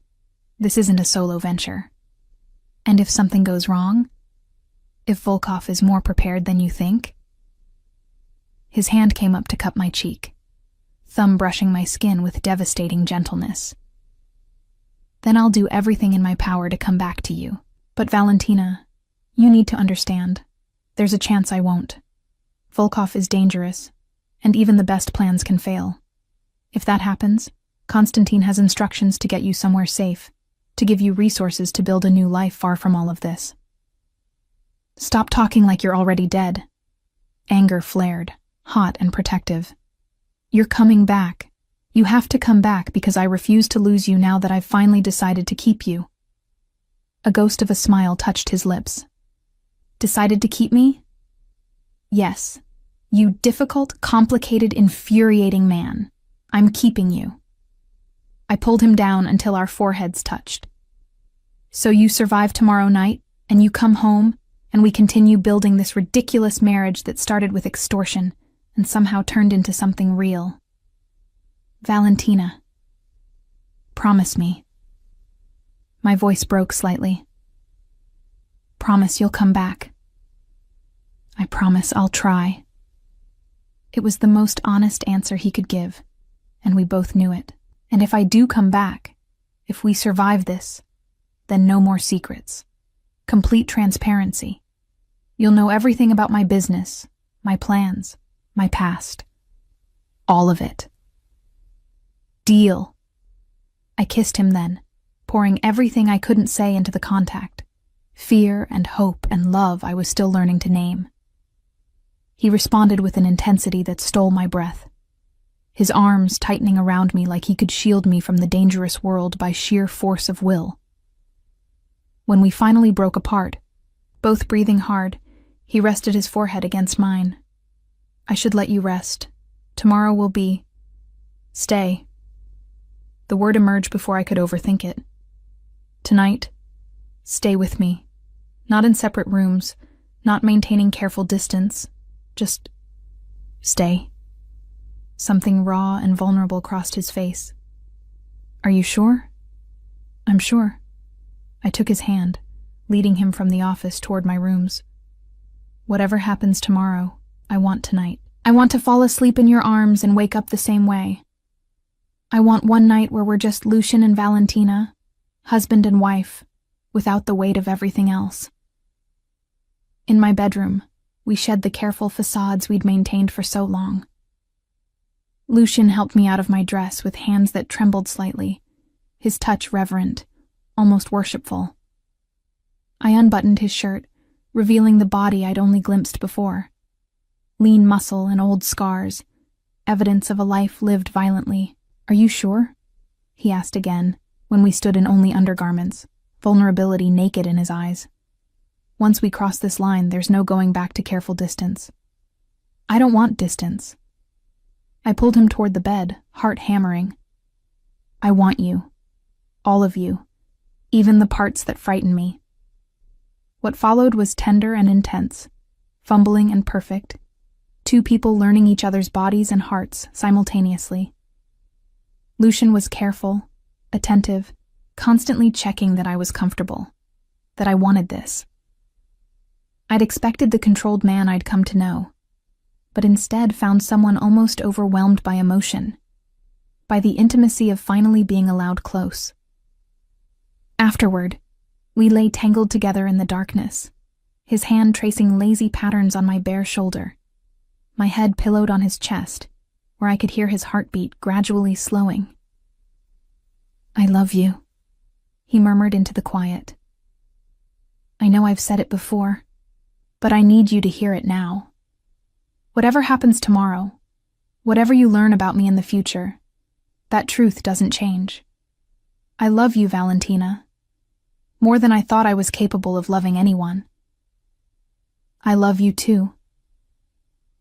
The words came easier than I'd expected, truth settling into my bones. I don't know when it happened. Maybe during one of our breakfasts, or when I found your display case, or just now. But it's real. You're real to me, Lucian. Not the reputation or the empire, just you. His arms tightened around me, as if he could keep me safe through proximity alone. Promise me something. Anything. If tomorrow goes wrong, if I don't come back, don't mourn too long. Build the life you deserve, the one you would have had if your father hadn't gambled it away. Find happiness, even if it's without me. Stop. I lifted my head to look at him in the darkness. You're coming back. I won't accept any other outcome. He smiled, sad and tender. Your faith in me is humbling. My faith in us, I corrected. We've come too far, survived too much to end like this. So you go tomorrow, you do whatever needs to be done, and then you come home to me. Understand? Yes, ma'am. His tone was lighter, teasing. When did you get so bossy? When I married a Mafia boss who needed someone to keep him in line. I settled back against his chest, exhaustion finally pulling at me. Now sleep. Tomorrow can wait. I felt him press a kiss to the top of my head, heard him whisper something too quiet to make out. Then sleep claimed us both. Two people who'd been forced together now choosing to stay, gambling everything on love that had emerged from the most unlikely circumstances. The next day passed in agonizing slowness. Lucian spent most of it in meetings with Constantine and his security team, planning and preparing. I tried to work on embroidery but couldn't concentrate, my mind spinning with worst-case scenarios. What if Volkov was expecting them? What if the intelligence Constantine had gathered was wrong? What if Lucian didn't come home? As evening approached, Lucian found me in the garden where I'd been pacing despite Constantine's protests about staying inside.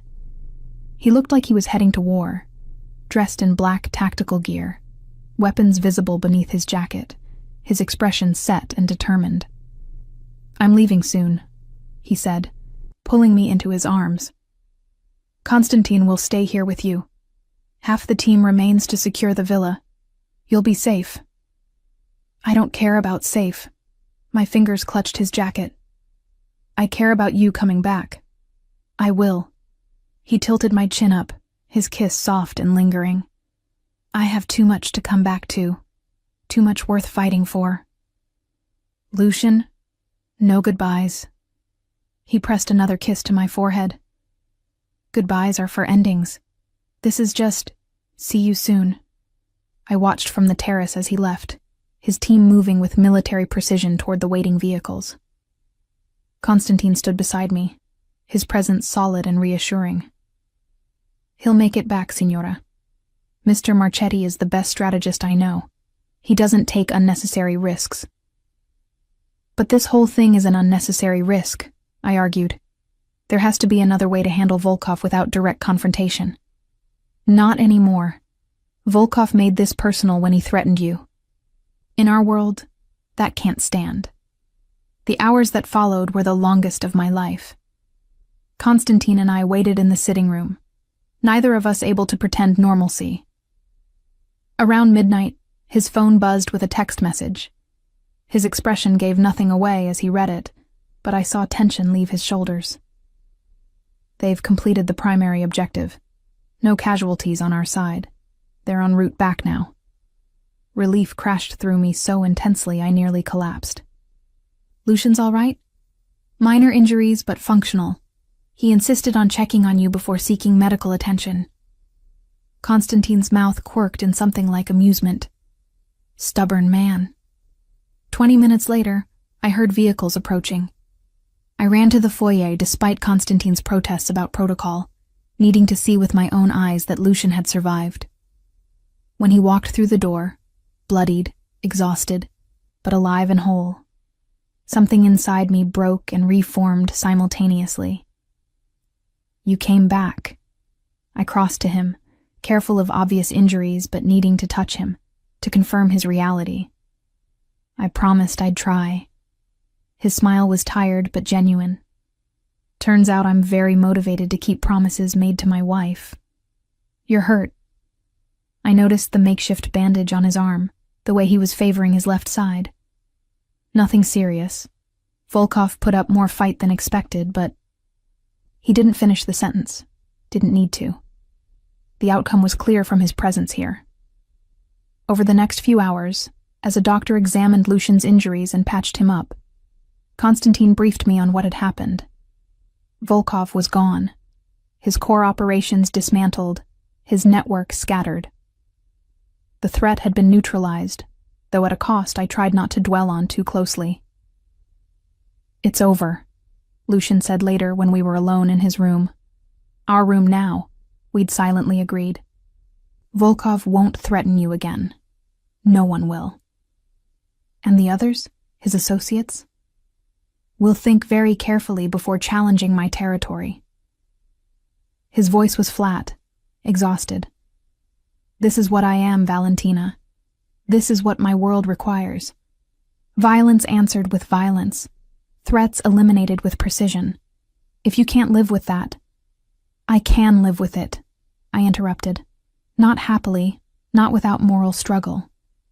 But I can live with it, because I understand the alternative. You either control the violence or it controls you. You've chosen the former, and while I wish there was another way, I accept that this is the reality we're in. For now," he added. "But I meant what I said about transitioning away from all of this, about building something better." "I know." I settled beside him on the bed, careful of his injuries. "And I'll be here while you do it. Supporting you, challenging you, keeping you accountable. That's what partners do." He pulled me close, his body relaxing for the first time since he'd returned. Partners. I like that. 18 months later, the villa had transformed in ways both subtle and profound. Lucian had kept his promise about transparency. I now sat in on some of his business meetings, understood the intricacies of his operations, knew exactly which ventures were legitimate and which still existed in moral gray areas. The weapons contracts had been terminated, that revenue stream replaced by expanded real estate and hospitality holdings. It wasn't perfect. There were still aspects of his business I wished didn't exist.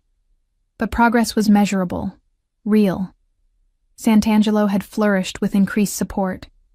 Isabella now overseeing not just the orphanage, but also educational programs and job training for older children. Lucian visited less frequently than before. But when he did, I came with him. The children knew us as a couple now, witnessed the strange marriage that had started with force and evolved into genuine partnership. My embroidery business had grown beyond what I'd imagined. With Teresa's help managing logistics and Lucian's contacts providing connections to high-end clients, I was creating pieces for people across Europe. The income was substantial, enough that I'd started my own charitable fund to match Lucian's donations to Sant'Angelo and other causes. But the biggest change was simpler, more intimate. Lucian and I had learned to build a life together. Not the careful, distant coexistence of our first months, but real partnership. We argued sometimes about his business decisions, about the pace of change, about how much risk was acceptable. But we also laughed, supported each other, built something neither of us had expected when we'd stood in that chapel exchanging reluctant vows. On our 2-year anniversary, Lucian surprised me with a ceremony, not a wedding. We were already married, but a renewal of vows. This time at Sant'Angelo, with Isabella and the children as witnesses, with no force or obligation, just choice. 2 years ago, I claimed you as payment for a debt, Lucian said, his voice steady but emotional. It was selfish, manipulative, and wrong, but it was also the best decision I ever made, even if I made it for terrible reasons. Today, I'm asking you to choose me again. Not because you're obligated, not because you're trapped, but because you want to. Will you, Valentina? Will you choose to stay married to this complicated, damaged man who loves you more than anything else in his life? I looked at him, this man who'd forced his way into my life and somehow become my home, who kept my embroidery in a glass case like treasure, who read to traumatized children and fought to build something better than what he'd inherited, who made me furious and proud in equal measure, who'd learned to tear down walls and let me see the heart underneath. Yes, I said simply. I choose you, Lucian Marchetti. Every complicated, infuriating, beautiful part of you, now and always. We exchanged new rings that day, simple bands I'd embroidered with our initials, sealed under glass so they'd last forever.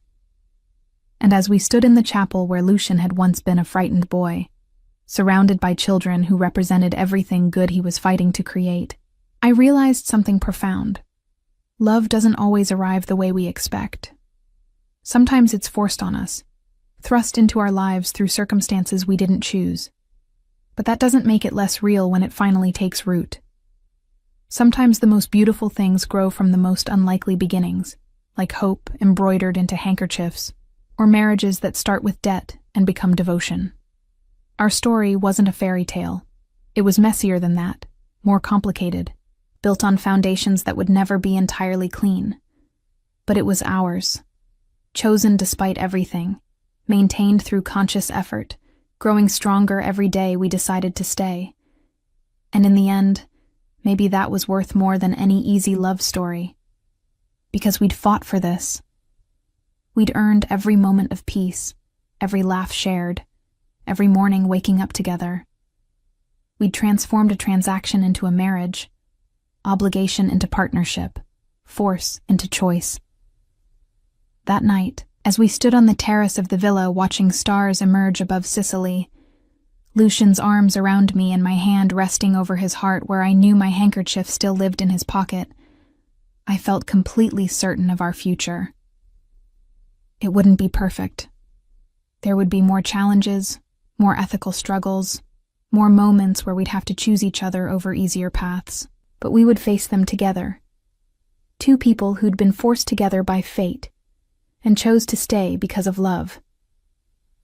"What are you thinking?" Lucian murmured against my hair.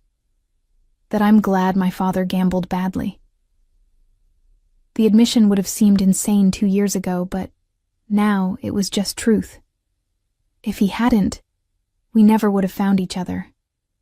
I would have found you eventually. His arms tightened.